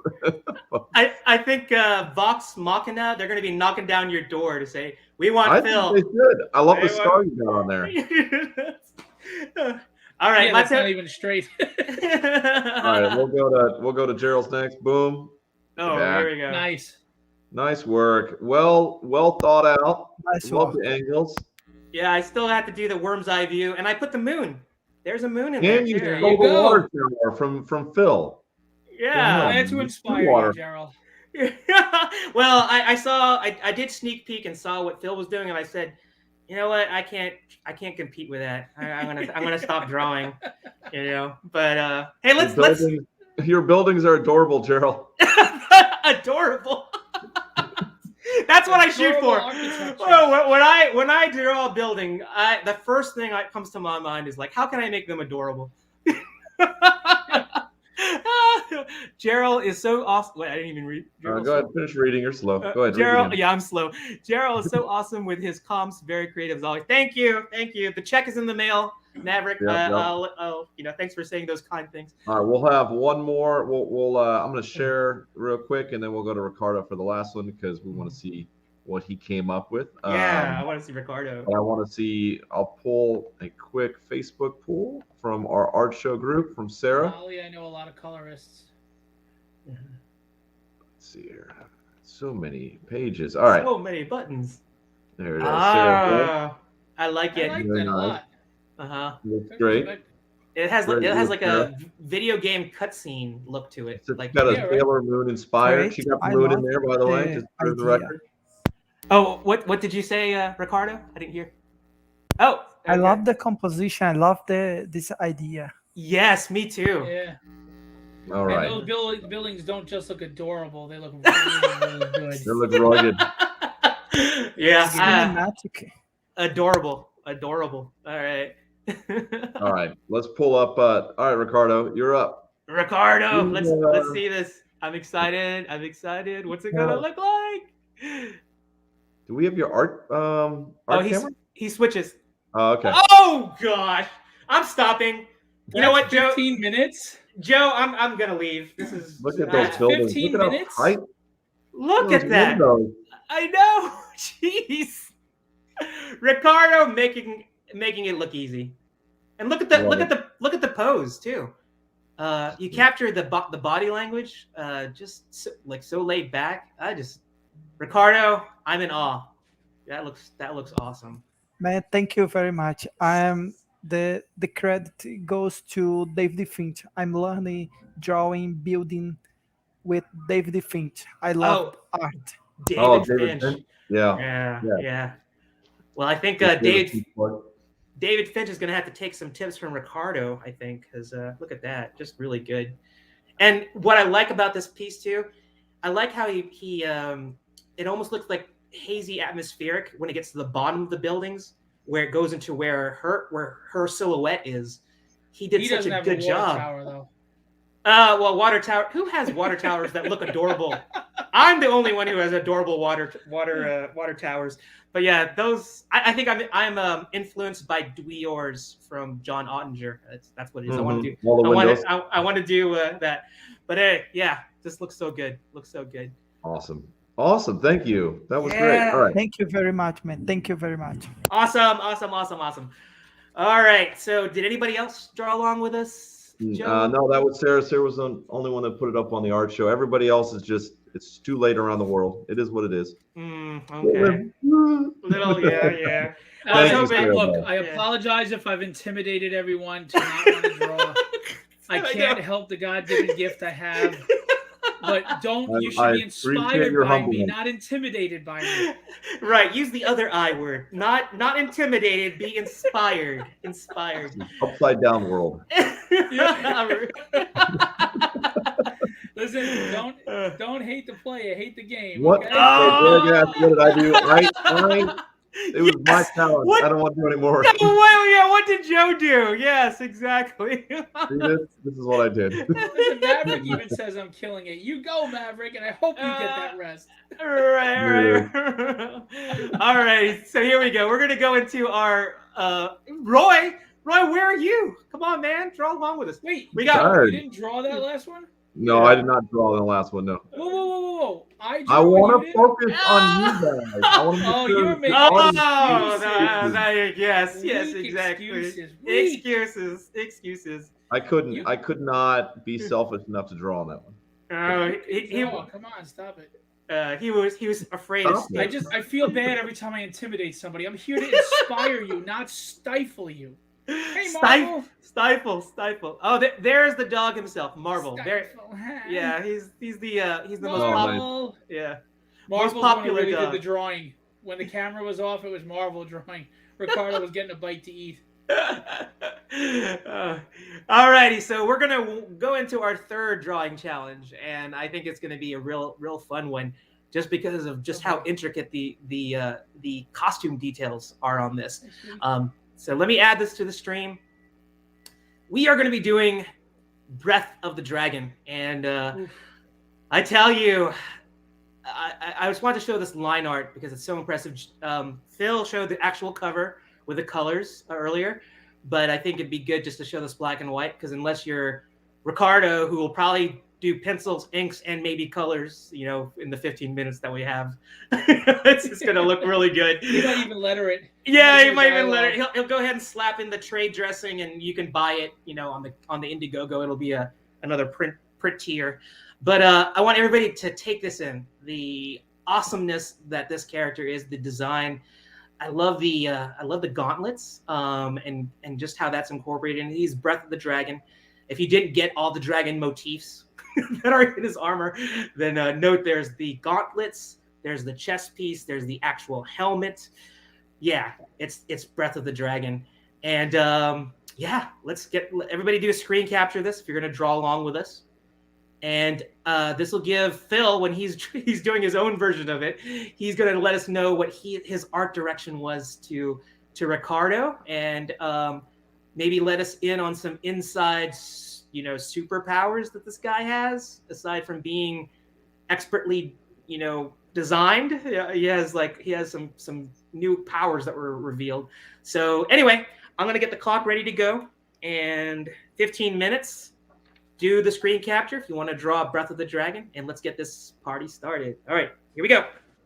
All right, so Breath of the Dragon, I'm just going to let you, he's not a villain, but he is an adversary. Sometimes in life we're pitted against each other, and there's, it's just circumstance. But I'm telling you now, he has an ability that I don't think anybody has ever written this way. And if you can find a Western comic prior to my writing him in January or February, and you could find somebody who uses the power like this, I will give you one cover of your choice, even if it's foil, for free. Ooh, the first challenge. The first person. I'm very confident in this character. His ability is original, and he's I don't want to reveal the power, but let's just say that you can't beat him. You can't beat him because of this ability. You just can't beat him. He would beat Wolverine. He'd beat Deathstroke. He'll beat anybody. What? You can't beat him. And you're going to find out what that power is in the second issue if you go to Indiegogo right now and pick it up. Right now. Don't wait until the end. Just for the what record. I can reveal for you is in his gauntlets, he is called the Breath of the Dragon because his gauntlets have flamethrowers and a poison gas, a neurotoxin that will paralyze you temporarily. And trust me when I tell you, while you're temporarily paralyzed, you're not going to live. Game over. He's got you. Game over. He wears the armor, and he fights. He's constantly, relentlessly on top of you because he has to be. There's a reason for that. And he is just a relentless fighter that keeps coming at you, and you can't even catch your breath. Sorry, Greg, even your Wolverine is done. And now, obviously, you know, in this world, I've created my own hardest metal substance, such, you know, like my own version of adamantium.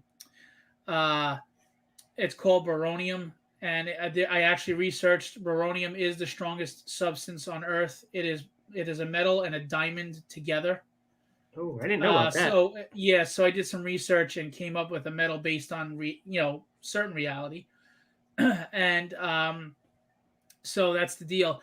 Now, Chris Madd, who's an awesome artist who did one of my favorite covers for book 1, gave me the idea. If you look at the dragon gauntlets, he has those 2 bone like protrusions. Those would look cool if they came out as daggers. So I might do that at some point. But Breath of the Dragon is a relentless fighter. And there are some reveals in book 2, not just his power, but his connection to other characters in the book. There is a reveal with one of the villains and something they're responsible for. And then there's a reveal of a superpower of a character that was introduced in book 1 that surprises you. So you get number 2 really does give you a few really cool reveals.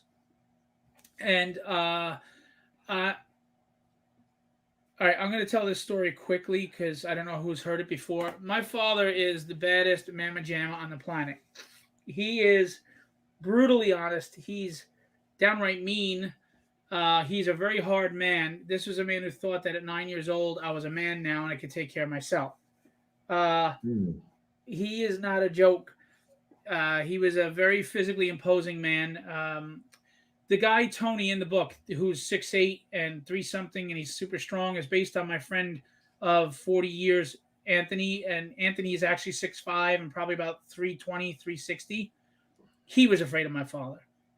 So anyway, my father doesn't like comic books, but he has like friends that trust his honesty. They've asked him to review their books, and he made a 60-year-old man cry. Oh my gosh. He's brutal. He's brutal. He just has no tact. He's like, this is written like a 3-year-old. This was insulting. This was bad. This was horrible dialogue. He's that brutal. So my mother convinced him. She's like, look, just read his scripts, okay? Because I know they're comics, but this is what they're based on. You might like it. So my father grew up with the Westies. He wasn't part of the Westies, but he was on good terms with the Westies. That was the Irish Mafia in Hell's Kitchen in Manhattan. That's why this takes place there, because that's historically accurate. Okay, it's not a Daredevil wannabe. It's historically accurate to where the Irish Mafia lives in New York and where they resided and worked. So my father found it interesting, Irish Mafia. So he read the scripts, the first script, I should say. I'm sitting at the table with my wife, and I get an email, and it's from my father. And I'm like, oh boy, here we go. And I'm like, this is a good test for me to toughen up, though, because you know, you're going to have to open yourself to criticism. Not everybody's going to love everything you do, and you've got to be a man about it or an adult about it and grow up. So it's like no better way than dealing with this. So I proceed to read this email, and my jaw's dropping, and my wife is like, are you okay? What happened? I go, my father emailed me. She's like, oh, no. My father writes this in the email. I wanted to find something wrong with it, but I can't. The only thing I'd say is that you have spelling errors, but because I sent them an unedited, thing. He goes, the character dialogue is realistic to how people would speak. Everyone has their own distinct voice and personality. Nothing generic. The action scenes are well choreographed in the writing. The characters seem interesting, and I like where the story's going. I want script too. Wow. So I'm not gonna lie, I teared because it's like you always want your parents to be proud of you. And after 49 years, for my father to for the first time to say something like that was shocking. And it was just, it told me I'm doing something right if he didn't bash it. So I just turned the phone over to my wife. My wife looks at it. She reads it. She pauses and she looks at the email and goes, "This is your father?" I go, "Yeah, it's Dad." And she's like, "Oh my God." So if my father says it's good, damn it, it's good. So I just, I'm a musician. I was a drummer. I could play Rush and stuff, and everybody would tell me how great I was, and I never believed it. I never bought it. I never thought I was that great. I nitpicked everything I did. This is the first time in my life, other than my family, that I feel like I did it right. I did it all right. It's good. I'm proud of it. I'm not ashamed of it. I don't nitpick it, and I like it. And I think and hope you will too. I have not heard any bad reviews. I mean, everybody's got, a critique of what this could be a little better or that, because they're just trying to help and make things better. But I have two major Marvel and DC writers that said that the book is good. I'm not going to name them because I don't have their permission to name them, but they said it was good. And I mean, I'm humble and appreciative. Everybody's raving about the book so far that have spoken out. And I want you to give it a shot. I don't care if you buy the $6 PDF. I'm not trying to milk anybody for money. I know you work hard for your money. You're probably working a job you can't stand for $10 or $15 an hour if you're lucky. And I'm asking you to buy a book. I get it. But I'm going to tell you now, I have everything. I just got the books in Wednesday. I was fulfilled with my wife by Friday. But because of the snowstorm, I couldn't send it out. Monday, all the books are going out. I fulfill within a month to 5 weeks of the end of the campaign, book in your hands every time. You invest in me, you trust it. You're investing your trust and your hard-earned money in me, and I'm going to deliver. I promise you, it's a professional-looking book. I feel it's well written, the interesting characters, and Ricardo just knocks it out of the park with the art. Where did he go? Oh, did we lose him? Is he? Ricardo's in here. So this is what happens when I draw. Yeah. And wow, look at that. And I appreciate everyone's support. I appreciate everyone that shares out, likes, comments, pledges, gives me just kind words. I appreciate all of you. You're making my dream come true. I've had some people say, you're overwhelming. You have so many covers. I am not doing the covers because I'm trying to milk you to buy the same book 12 times. I just want to hire artists. I want to support their dream like they're supporting mine, and I like to hire them and give them work. I also love art, and I buy all the original work so they're not sitting on a no-name piece that's just collecting dust. So I buy it. And like I said, I don't want you to buy the same book 12 times. Just if you want the covers, buy the book of covers or just buy the PDF. I don't care. I just want you to read it. Hopefully you enjoy it and throw me some feedback. And I have a tough skin, but I really believe in this book. I think it's written. People have told me it's a book that reminds them of when they used to be excited for Wednesdays and like in the 90s, 80s and 90s. That's what people have said to me, and that is the greatest compliment I could possibly have. Yeah, that is really. I mean, I think for at least my generation, we always. I guess I understand now about how the generations before us. They always say, "Oh, that was the best." It was much better when we were younger.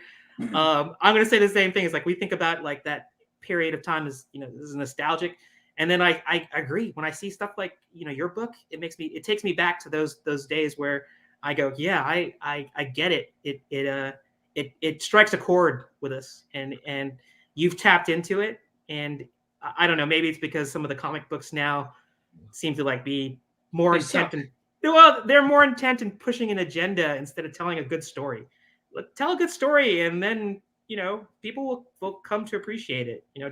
Don't like work in propaganda and stuff. I say this every time. If you know what my thoughts are on a political or social level while reading my book, I have failed you as a writer. I failed you. Mm-hmm. You should never know. All you need from me is an entertaining story with a character you can root for and relate to. That's all my job is. It is not my pulpit. A comic book is not my pulpit. I'm just writing a story. My opinion is not important. Writing a good story is. Right.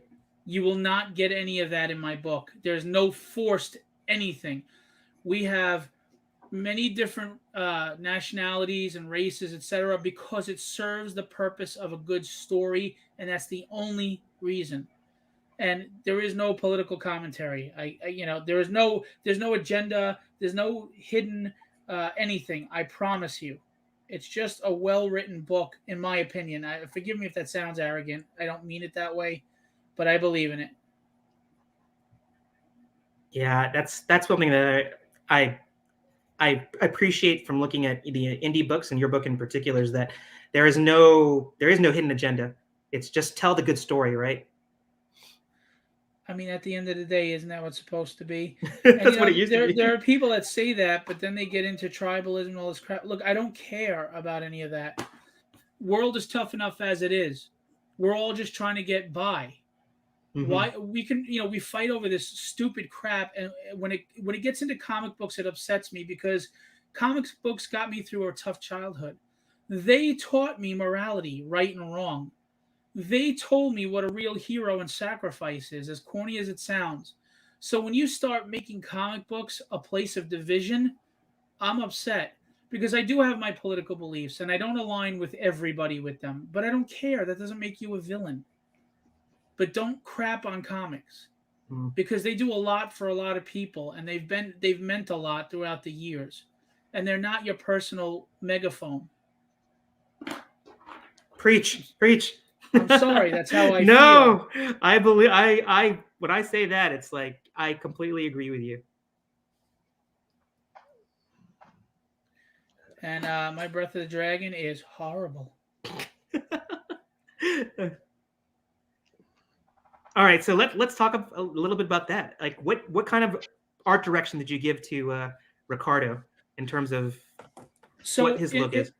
In my script, there are times where I do want specific choreographed parts. Like I showed a page earlier where Breath of the Dragon is a backhand flip and he springs off of one character to stab the other. That I wrote in the script. But then there are times where there's no need for me to micromanage an artist and in every panel tell him everything that's going on. I'll write if I want a certain angle. I'll give the description of what the background is or what's going on for the most part. But a lot of times I'll say page 12, continue the sword fighting for 5 panels or however you see fit to give Ricardo some freedom and enjoy drawing. I don't believe in micromanaging an artist. He is the professional at what he does. He doesn't tell me how to write. I don't tell him how to draw. And I want him to feel comfortable, and I want him to know that I trust him to tell the story as much as I do. So I don't do it the Marvel way where it's just you do it, here's the dialogue. But it's like a hybrid. When I think it's important, I need to establish a certain angle or a specific facial expression or whatever, I will let him know. But I also give him a lot of autonomy and freedom to express himself. I mean, if you constrict an artist, that is so contradictory and contrary to what an artist is. They're creative, and you can't stifle that or you won't get the best out of them, I think. Yeah, I think that's a good philosophy because it allows the strengths of both the writer and the artist to do a true collaboration. Give just enough direction to give direction, to give maybe a focus, but then allow the writer to stretch their legs. I mean, the artist to stretch their legs and be a part of that creative process. Just to give everybody. Shouldn't he be? Yeah, exactly. Especially when you have somebody who's talented as Ricardo, you want that that collaboration. Just to give everybody a heads up, we got about 1 more minute, so I'm sure Ricardo has already started doing the trade dressing now that he's done the coloring, and it's going to be ready for the Kickstarter. I mean, not the Kickstarter, for the Indiegogo, but just he's that fast and he's that good. I am so, and I don't mean this in a condescending way. I mean it in a mutual respect way. I'm so proud of Ricardo for his continuing effort to make my book look professional and to make me look good. I mean, I'm the quarterback getting all the credit, but he's the defensive line offensive line that's protecting me. He's the one that's making me look like a star. And I can't thank him enough for that. He's the most humble guy on the planet. Joe isn't the most humble guy?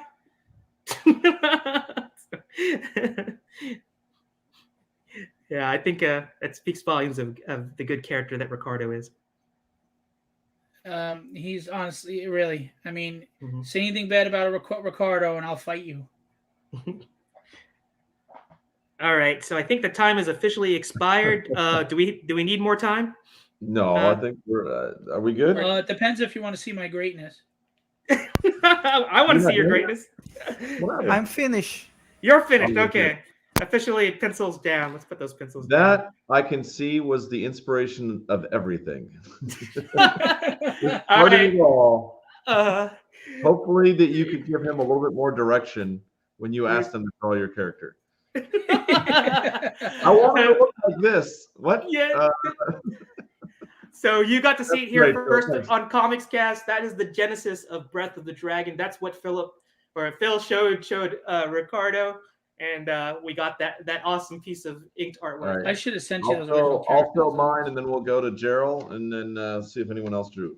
Oh, Joe, check that's this nice. out. Really edgy. I like that a lot. Very, very cool. And you said you couldn't draw, Gerald.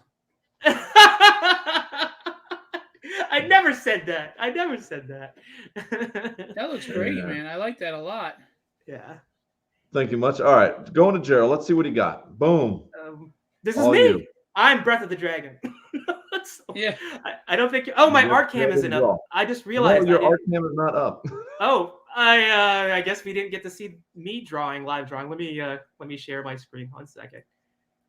And you are sharing a screen. All right, here we go. Boom. There it is. All right, so there's my. I like that a lot too. Both of you, I want to buy those off you. Keep those. No, I'm serious. I want them. What? You want this? Amazing. Yeah, you like it? Awesome. They're both awesome. They make him look like really freaking badass. I want both of those drawings. I'm serious. Okay, all right, if you say so. But I don't think it holds a candle to Ricardo. Right, let's go to Ricardo. That I love how much you can get done in a short amount of time, Gerald. I really do. Yeah, you give me too much credit. Sorry, but he's no me. Okay. Yeah. Right. Steph said you copied that. Oh, I did. Can you see my circles? I got some circles in here. Let me draw Steph, some did you see my drawing that I did in honor of you? Yeah, I'm gonna draw some. There's some circles there for Steph Wilson. There we go. Big bootylicious. So funny. No background either. Oh, Steph, you're gonna have to draw along with us, because no one. I like the face on him. I don't know. He's got the short snout. I like that. Yeah, you have that nice angle. Yeah, that was really cool. All right. Let's see the master. Ricardo. I want to see Ricardo's. Ricardo reveal. Oh, he did it! And he inks it too. And he had put a background. He even threw a background in to embarrass the shit out of all of us. I know with speed lines. He did speed lines too. Okay.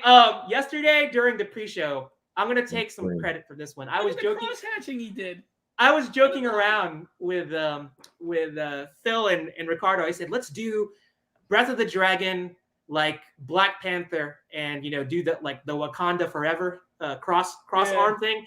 And while we were talking about it, Ricardo did a rough of it during the pre-show, and he made it happen. He made it completely happen. That looks great. That looks so good. Well done, Ricardo. All right, so we got one more from Sarah. I want to make sure Sarah gets all the love for drawing along with us. Let's bring her up. There it is. Wow. Nice. Good work. Thank you so much for drawing with us. Yeah, it looks great. Yeah, and Sarah, I think this is something that's a little bit out of Sarah's comfort zone to do this kind of character design, and I think you did a great job with it. It looks awesome. You know, and I want to make this clear. These are difficult character designs with details that he has to draw panel after panel after panel after panel. Yeah, Not once has this man complained. Yeah, it's like I'm sure Ricardo, you can answer this question. When you did the character design for Breath of the Dragon and you put all those intricate details, did you like kick yourself afterwards and say, "Oh my gosh, what did I get myself into?" I made his character, his costume so complex and interesting that I had to make it, rotate it, and put it in these dynamic camera angles and do it over and over and over. And did you feel like you should have simplified it? What are your thoughts on that? And Man, I'm trying to drawing details every panel. I love Breath of the Dragon. I'm concept the he how can I say this? I'm thinking in Power Rangers. I don't like robots, but I love it. Zodiac Knights. Yes. Do you know? Yes. I'm just trying to draw in this. I love drawing armor. I love helmet, ganglet. I love this. I love this. It shows. It shows the passion and love that's going into every line. It looks so great. Oh, let me solo this out. I'm just gonna, for those who just tuned in, look what he does. Look at that. He looks deadly. I mean, Ricardo is just. I'll forever want to work with Ricardo. This is his book until he says, "You know what, Phil? I don't want to do it anymore. I don't care." No, listen to me. And I'm saying this sincerely. I can draw it forever. I'm sorry. I had two major artists say that they would draw my interiors. Major artists, and they're like people that are legendary that I love in the industry. And I was like, nope, it's Ricardo's book. It's Ricardo's book. It's Ricardo's book. He helped me bring them to life. I may have created them. I may have created the designs. But you don't, like I said earlier, it's all in my head until he put it on paper. So he has to get credit for that. And like I said, he will get co-creator credit, and he will get royalties if it ever goes anywhere. But we're a team, and I will never betray that team.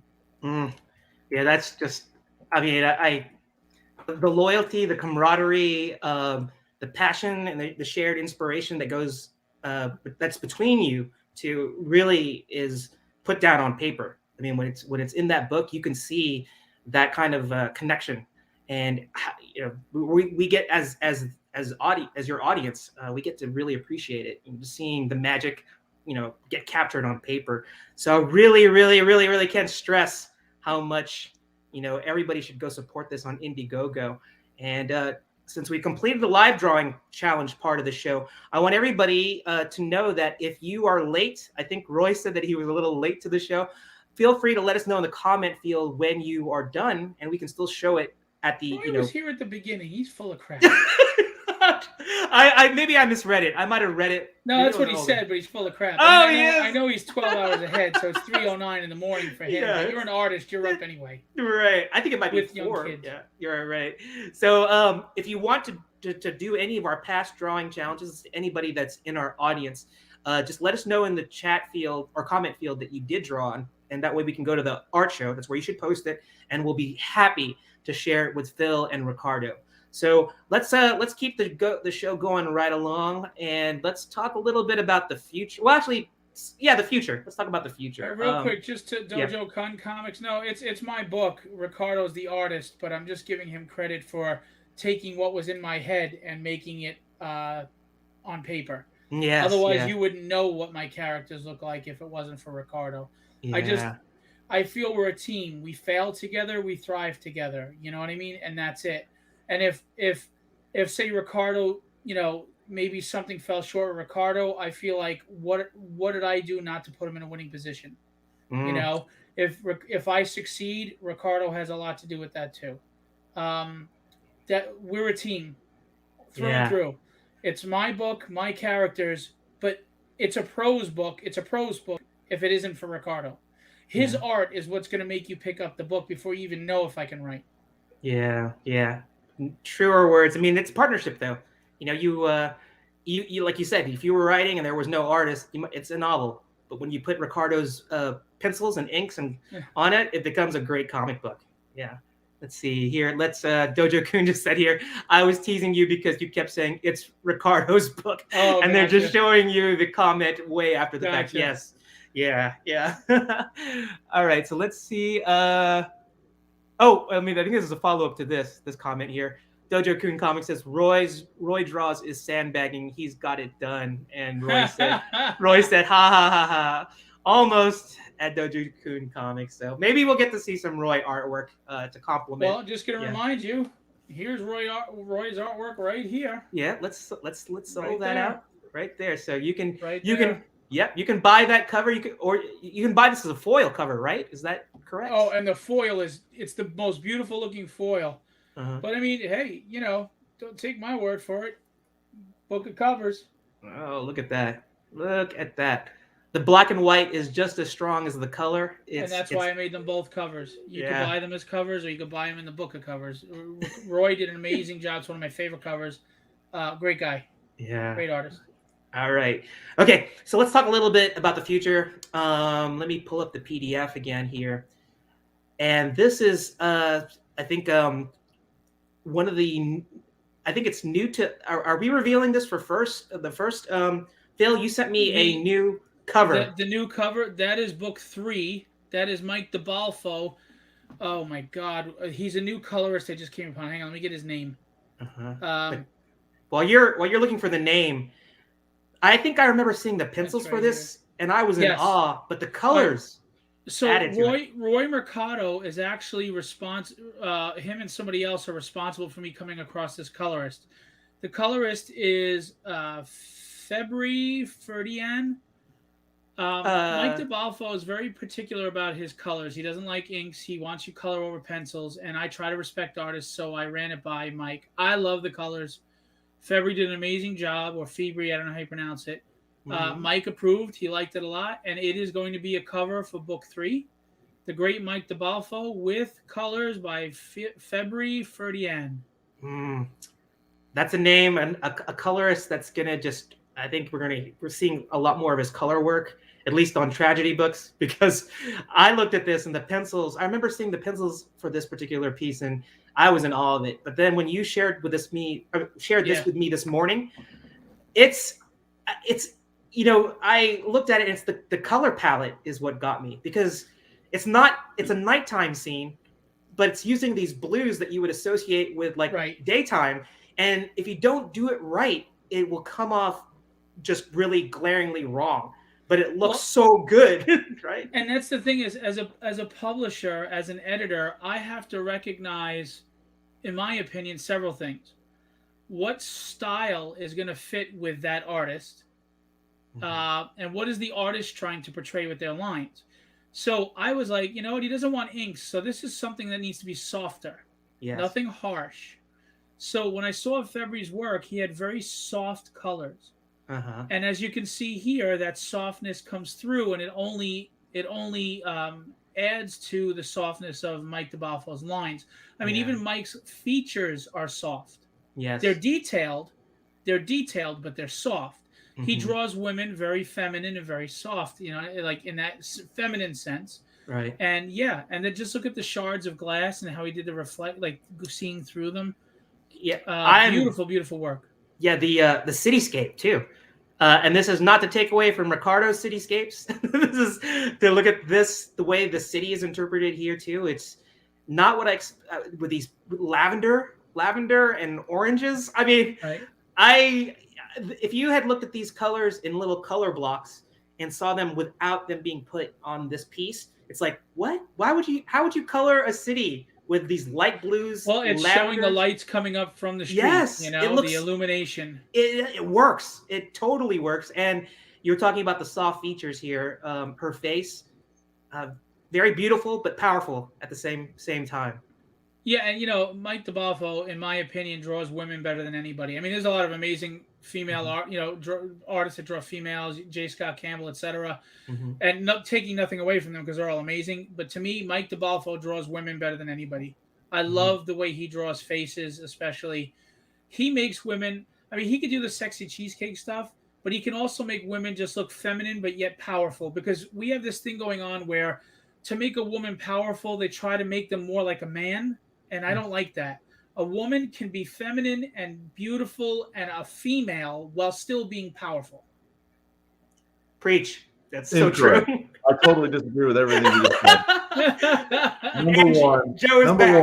Number one, Steph Wilson is the best female artist out there today. And there's nothing more powerful than large circles and a big back. Oh, okay. Yes. I'm just saying. All right. So this is a preview for the future. When issue 3 of Tragedy comes out, keep in mind there's 20 issues that are already, penned by Phil. Issue 3 is going to come out, and this is going to be one of the featured guest. Yeah, and this is my thing. It's my soapbox about indie creators. Phil, man, like the fact that you've got 20 issues already penned out. That's what it's all about for me. Like when I see a indie writer and an indie creator, my frustration at all times, and I think a lot of buyers, is that, hey, when are we going to get the next book? When are we going to get the next story? Is the story going to continue? And it's a challenge, and that's not to put anybody down that's struggling to get these books out. I mean, everyone's got a day job. Everyone's got, just this is their dream. This is their passion. So more power to them. But the fact that you can have all of them penned, you've got a great artist that is in your corner that believes in what you believe in, you're getting these books out. So when you read these books, you're going to get the next one. So just talking about Indiegogo right now, you could buy the first 2 books right now, and we know the next one's coming out soon. So yes, they're printed. They're right here. You can pick them up. Once Indiegogo fund gives me the money, you get them out. There's no waiting. Good, because I just paid for mine, so I'm well, thank you. You're on the clock. You're on the clock. Carol still hasn't, but that's okay. Yeah, and I want to say this. Larry Stroman is a friend of mine, and he laughed. He goes, dude, from 0 to book in hand was 4 months. He goes, you're insane. I'm a very, very driven man, and honestly, I am so focused and driven that I don't sleep a lot. I work several jobs to afford everything and to take care of my family, and I don't care. It's got to get done. And like I said, you are investing your trust in me to give you a good story, and your money, I have to put the work in, and I do. Yeah. That's to follow up on what Joe said. I think that's one thing that indie comics, indie creators, that's a challenge they have to contend with. It's one is if they're doing the crowdfunding route, they have to be able to deal with the limitations of crowdfunding. You let's say you take a month to run a campaign and then a month to maybe fulfill. And ideally, if you can do that in 2 months, then you can only maybe do 6 issues at the max doing the crowdfunding way. And that's assuming that the creators have a writer that has the story penned out and have a artist that's going to be able to keep up with that. And I think Phil and Ricardo, it's like they have everything mapped out.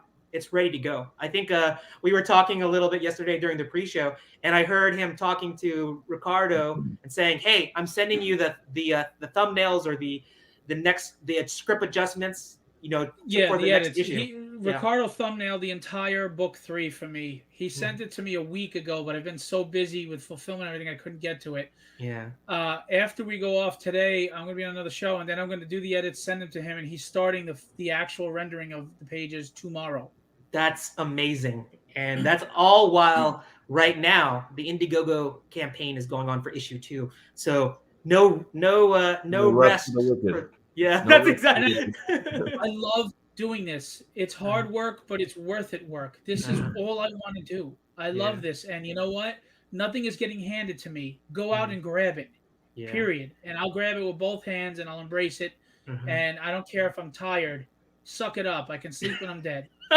He's gonna get that grappling gun out. So that being said, Comics Cast does not endorse not sleeping. Go ahead and sleep properly.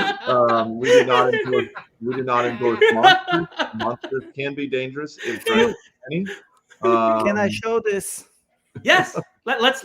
I don't know. Yeah, go ahead. Can you show it? Okay, here we go. Yeah, they're just thumbnails, so you can. It's not really showing. The it just layouts. looks blank white. Layouts. You're gonna have to. You may have to boost one of them, and then and then let's see. Yeah. Get it really close to the camera, and we'll be able to see it. Click really on close, one. Ricardo. Click on one and blow it up, and you could show them one.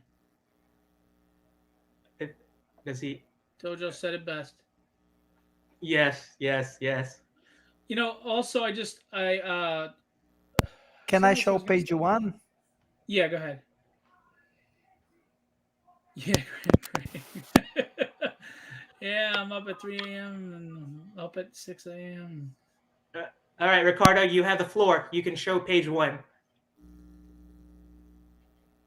Okay. Okay.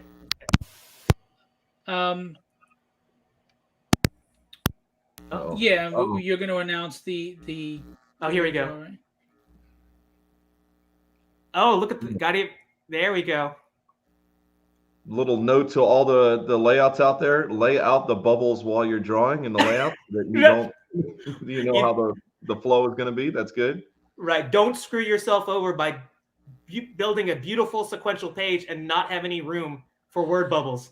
And not just that, but put the first speaker on the left. That's something I was not aware of, and it's my fault. And we're fixing a lot of things as I grow and I learn. Yes. All right.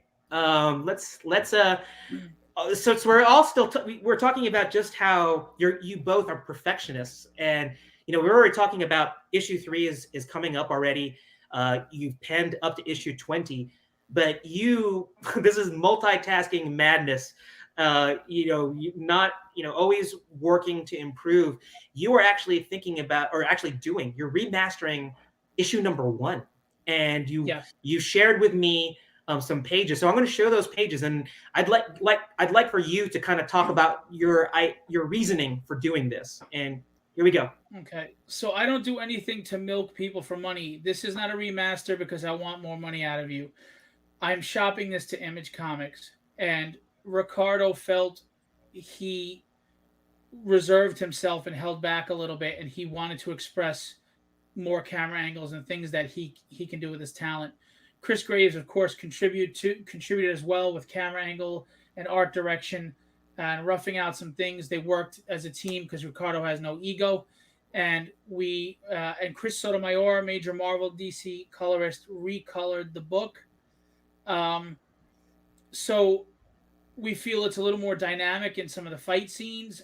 We mixed up some camera angles again, and we're going to rework the word balloons, and we're going to shop this to Image. What I'm going to tell you is Chris Sotomayor just sent me 90% of the book recolored. He works so well and so fast.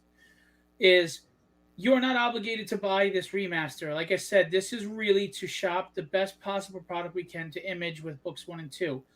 But if you want a remastered copy, which is not finished yet, you can buy that directly through me because I'm not going to crowdfund it. I'm not trying to milk anybody. I'm not doing George Lucas where you buy the same product 18 times. Okay, but if you do want it, let me know and we'll sell it to you. But it's recolored and you can, by the way, I have indie character Easter eggs in there on the TV screen behind you. Kevin Stewart, a great artist that I get to represent, that's his character Apollo. So the book is almost recolored. Ricardo redrew a third of the book, all the fight pages. We redid some panel work. We redid some camera angles.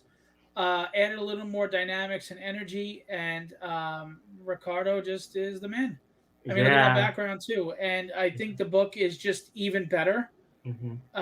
because as we learn and we grow, we get better. And like I said, I'm just going to reiterate, this is going to be shot to image. I do have connections, so pray to God that something happens, because I know it's a long shot. And forgive me if this sounds like a cheap marketing ploy, but this is true. If we were to get picked up by Image, it will no longer be a Philbo Entertainment published book. It'll be an Image published book, which means every single book that I have that has the Philbo Entertainment label on it is going to be extremely rare. And if I become, the book becomes larger, they're only going to increase in value. So invest in a $10 book right now, and you never know, it might wind up garnering you $50, $60, $70, $80, $100 later on. Hindsight is a really bad thing sometimes. Don't make it be. Thank you for adjusting your B descriptor. Yeah. In all seriousness, forego that $8 cup of Starbucks coffee where they spell your name wrong on the book just 1 week and invest in the book and give it a shot. Yeah. I buy 2 issues, that way you can keep one, and if you have to sell the one for $1,000 in the future, you can definitely do that. So, and like I said, I'm not trying to milk anybody. I just want to get the story to as many hands as possible. Hopefully you like it and spread the word. That's the most valuable thing. Tell your friends about it. If you thought it was good, don't sit on it quiet. Please tell them. Right.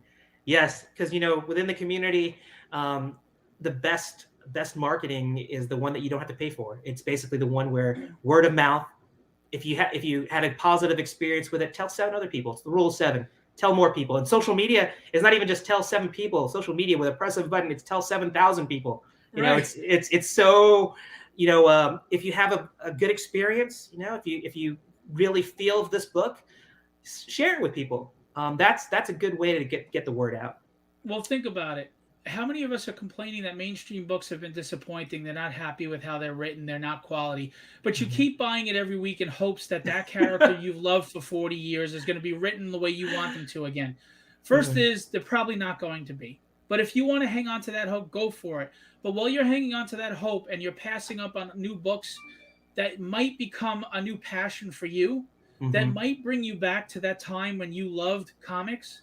Right. What's the worst that happens? You buy the first issue or the 2 issues. You say it was okay, but no big deal. You don't go to 3. Okay. But what if you pick up this book and you go, wow, this is what I've been missing in books for the last 10, 15 years. And you love it again. And it brings that passion back to you. Yeah. Is it not worth the few dollars? You're right.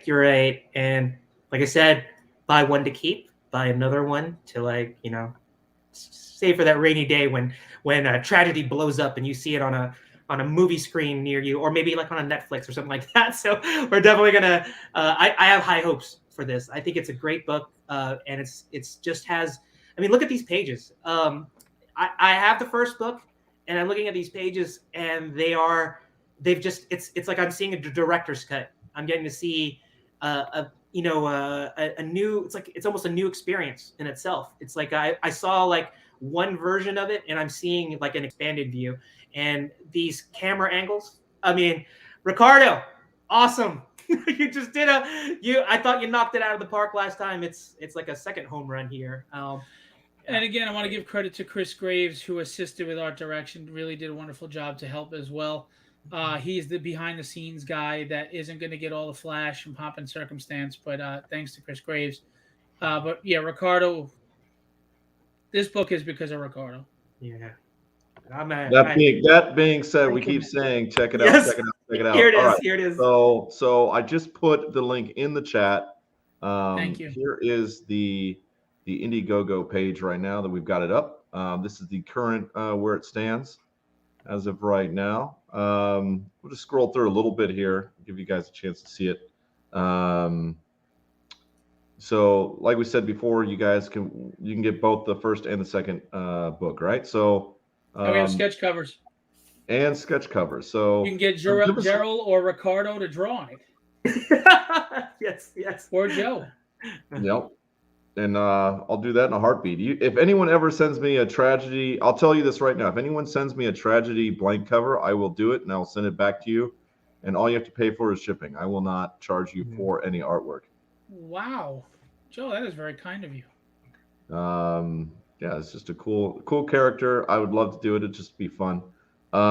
Anyway, let's work our way down here. What do you want me to focus on, Phil?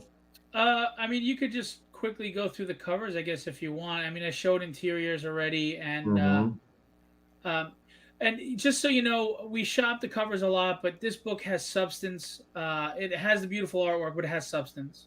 So you get the best of both worlds. You know, if you're a cover collector, then you're going to have Tyler Kirkham covers. There's an Alex Sinclair colors over Al Garza cover. There's a Ryan Kincaid cover. We have Will Spatasio in the first book, Ian Churchill, Sean Chen. We have major names. We also have some of the best indie talent on earth, period. You know, Jim O'Reilly, Chris Mad, you know, Model Zapata, Will Forget Clayton. about it with Jim. Yeah. Crazy. I know. And then you could just get the studio covers by Ricardo right there, a cover A set. This Al Garza, I want to say, I remember seeing this one when it first came out. The Al Garza cover is just stunning. Absolutely stunning. Yeah. I think it might be my favorite one out of all. I'm glad you said that because it's not getting as much attention as I thought. And Al Garza is usually a cheesecake pinup artist, and he knows that I'm not into that per se. And boom, he gave me this really symbolic, like gritty cover. I mean, that's for Al Garza, that's different. And then Alex Sinclair, Jim Lee's colorist, colored it. There's a Tyler Kirkham. Yeah, this is the book of covers here, black and white. Yes, I have the physicals here as I showed, and that's on the left is the Tyler Kirkham cover, cover B. Yep. Now, so you know, book 1 is 30 pages of full color story, and the second book is 26 pages of full color story. I don't write for page count; I write for the sake of the story. So these are much larger than just a regular floppy. So you know. Edon. Oof. Yeah, and you have this one. You have the this was done traditionally, and you have that up in your studio now, don't you? Yes, I do. Or you have it. You have a collection here somewhere. Yes, I do. I own every piece of original art to my books. And thank you to Ricardo for all the pages I get. Yeah. And I also just want to state to anybody that's on the fence, this book is funded 208%.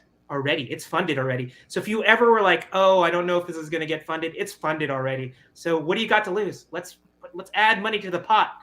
Let's make sure that, you know, future issues, issues 3 through 20, you know, get produced. You know, and just so you know, every dime goes back into making the book as best as it can be. I promise you, you're not buying me dinner. You're not buying me a new action figure. You're not buying my kids a new toy. Every dime goes right back into the book, hiring top-notch artists, hiring editors, hiring everybody. You have my word. Every dime goes back into the book. Yeah, it's an amazing cover. And that, by the way, I have a cover contest before every issue. That last one there was the winner of the, if you scroll up a little bit for a second, Joe, one more. That was a winning cover of the cover contest where she's falling. Yeah, right below. Yeah, there it is. Yep. Yeah, that's Alex Sarabia. I wasn't repping him at the time. I started after, but he won the cover contest. I have a contest going on right now with the deadline March 1st, Eastern Standard Time. Unless you're Gerald and you're interested, you can win and be a paid cover on the book. But if you don't win, I still send you a trade and a virgin set of your printed book with your cover, so you have a published credit to your name. Now, that might not be worth it to some, but to some people it's big, and it helps their resume, and it's important to them. You'll get paid. That is something I want to stress, too, about Phil, in terms of his heart for the indie artist, the independent artist, the up-and-coming artist who's a hobbyist and doesn't have any cover credit. Phil is doing right by anybody that you know, when they put their time into it. And if they win the cover contest, you know, they're going to have the opportunity to have a printed credit. I mean, how cool is that? That shows. I think people should appreciate that this book it's well written, it's well drawn, but it's also an artist campaign. You know, if you love good art, you're going to get good art. You have a choice of art, and if you don't have to buy like every book, you can get the book of covers and get that as well. So Phil is doing his bit to share in that exposure, you know, by supporting him. And if you're an up and coming artist and you're lucky enough to get your book, you know, win in the contest, you're going to have an opportunity to get published. And don't wait 8 months to send that cover. Yeah. Oh my gosh! I think I'm so beat up now. I think I'm black and blue. Joe, I'm sorry, Yeah. Joe. I gotta Keep on going. All right, so this is what I didn't know.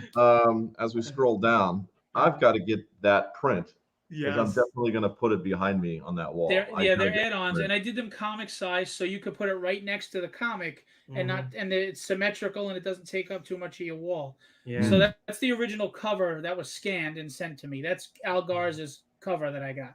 Yeah, that looks great. So. And then we got the Tyler Kirkham, Ryan Kincaid, and the Edon as well. I mean, and then all you got comic size. this absolutely beautiful. It's just extremely beautiful. Look at those lines. Oh, yeah. Well, Tyler Kirkham's one of my favorite artists of all time. He's a major Marvel DC cover artist, so you could make a Virgin cover. You could get the set of traded version. You could do a Virgin foil. You know, they're all add-ons. So just so you know, you pick your main tier, and then you would go in and make them an add-on.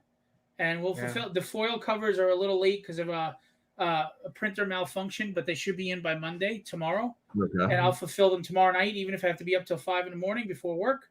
And they'll be out Tuesday. Great. That's so awesome. So just want everybody to know this is the campaign to support. It's on Indiegogo. You see the link at the bottom. Go and support them. It is in the chat right now. So there you go. And the last thing I want to say is, whether it's me or any other independent book, please understand, we cannot thrive as an independent community and continue to put out quality talent if there's no money circulating. It needs an economy.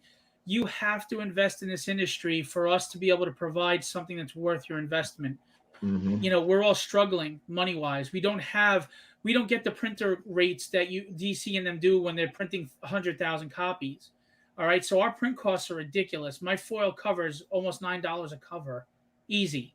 You know, so please understand, you have to invest in this industry for it to grow and get better, and for us to really make a dent in this comic world. Having said that, whether it's mine or somebody else's, support somebody, please.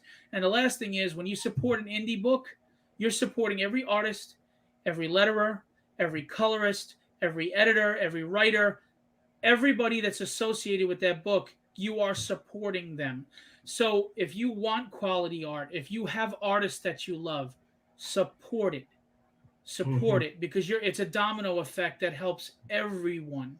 And then we do give you quality books that stand up to DC and Marvel. You got to invest.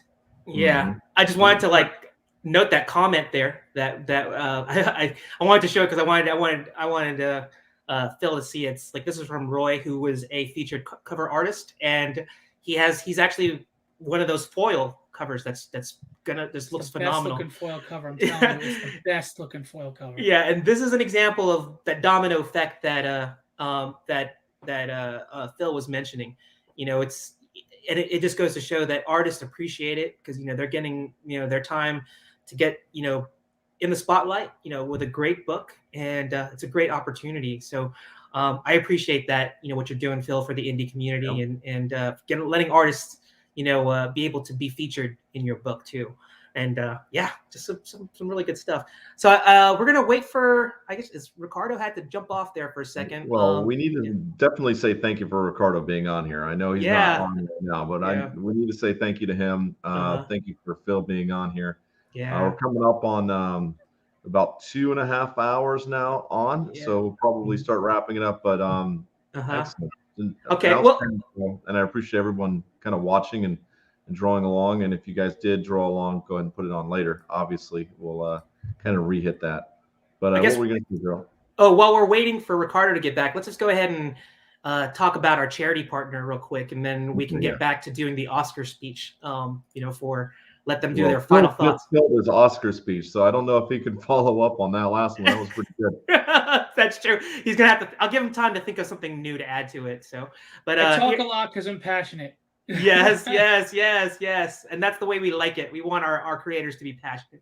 All right, so, we always as we get to the end of the show, we like to talk about a charity partner that is near and dear to us. They are Golden Fight. And Golden Fight. Oh, my face is so big. Let's can we make them bigger? Not me. But well, anyway, it's the way it is. So Golden Fight, check out the link there at the bottom. It's just goldenfight.org. They're an organization that I like to say is big enough and small enough at the same time. Small enough in the sense that they are not a super big corporate conglomerate that they have a very focused area of that they are helping, and that's the Mid-Atlantic region in my neck of the woods of the United States. And where they're big, where they are huge, is they are an organization that helps families that are dealing or that have a child that is dealing with a very very difficult diseases like cancer. And when that happens, when those parents are trying to get their child healed, they will inevitably face financial difficulties, and Golden Fight comes in. That's where they come in. They swoop in. They're the heroes. They raise money, and that money, I used to think it was like 97 to 98%, that they would, give to the parents, because maybe that 1 or 2% was to help with administrative things. It's not. It's 100%. The leadership, members of their organization, of their charity, they do it on a volunteer basis. So 100% of the money they raise goes to those families, so they can hopefully, bring a brighter day to their child. So if you are interested in checking out a worthy charity organization, Golden Fight is that one. We are not financially tied to them in any way. We just believe in them. The leadership is friends with Joe Tolliver, and Joe Tolliver told me about them, and I'm a big fan of them too. Now we have some things that we're planning to do in the future. We want to do some things to help raise money, raise awareness for them. But for now, we'll just talk about them and go check out their website. If you want to donate to them, please do. But again, we are not financially tied to them. But look for something in the future where we can partner up with them and help raise some money for them, as well as bring awareness to creators in the indie comic community. So check that out. And now we have Ricardo back. I'm glad that you're here. Let me stop this real quick. And yes. Okay, so this is the final part of the show. It's called the Oscar speech. And this is where you get to give your final thoughts. And we want to hear from you. So Phil, Ricardo, who wants to go first? Let Ricardo go. I did a lot of talking. Okay. All right, Ricardo. Your mic is currently muted, so make sure you turn it on, and let's hear your final thoughts. Man, I would like to thank you for inviting me the show. I love to participate in this challenge. I love to meet you and meet the joy. I don't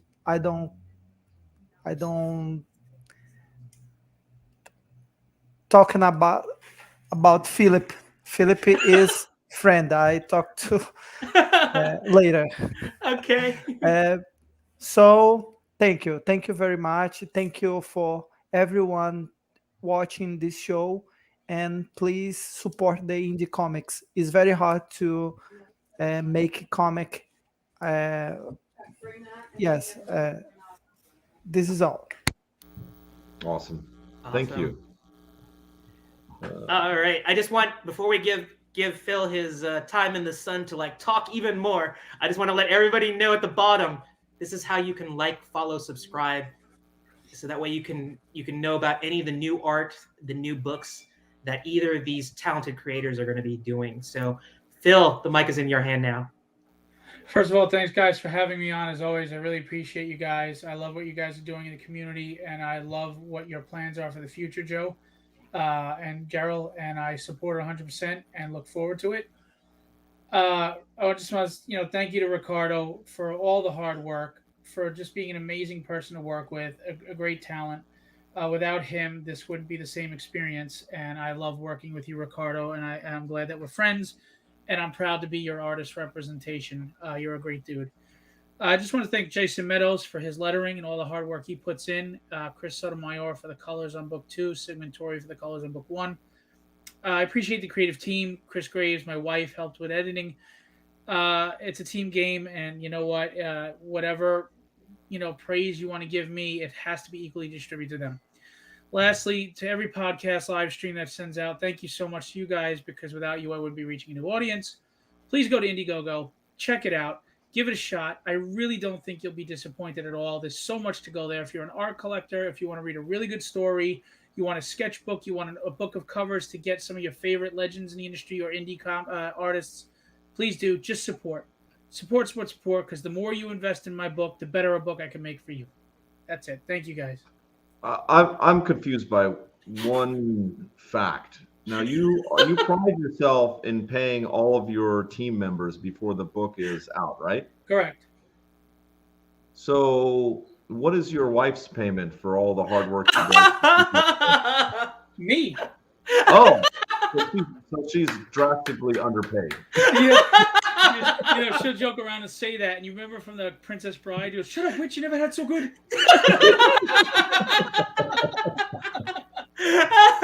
Wanted to verify. I was a little confused by that. Good stuff. Okay, fair enough.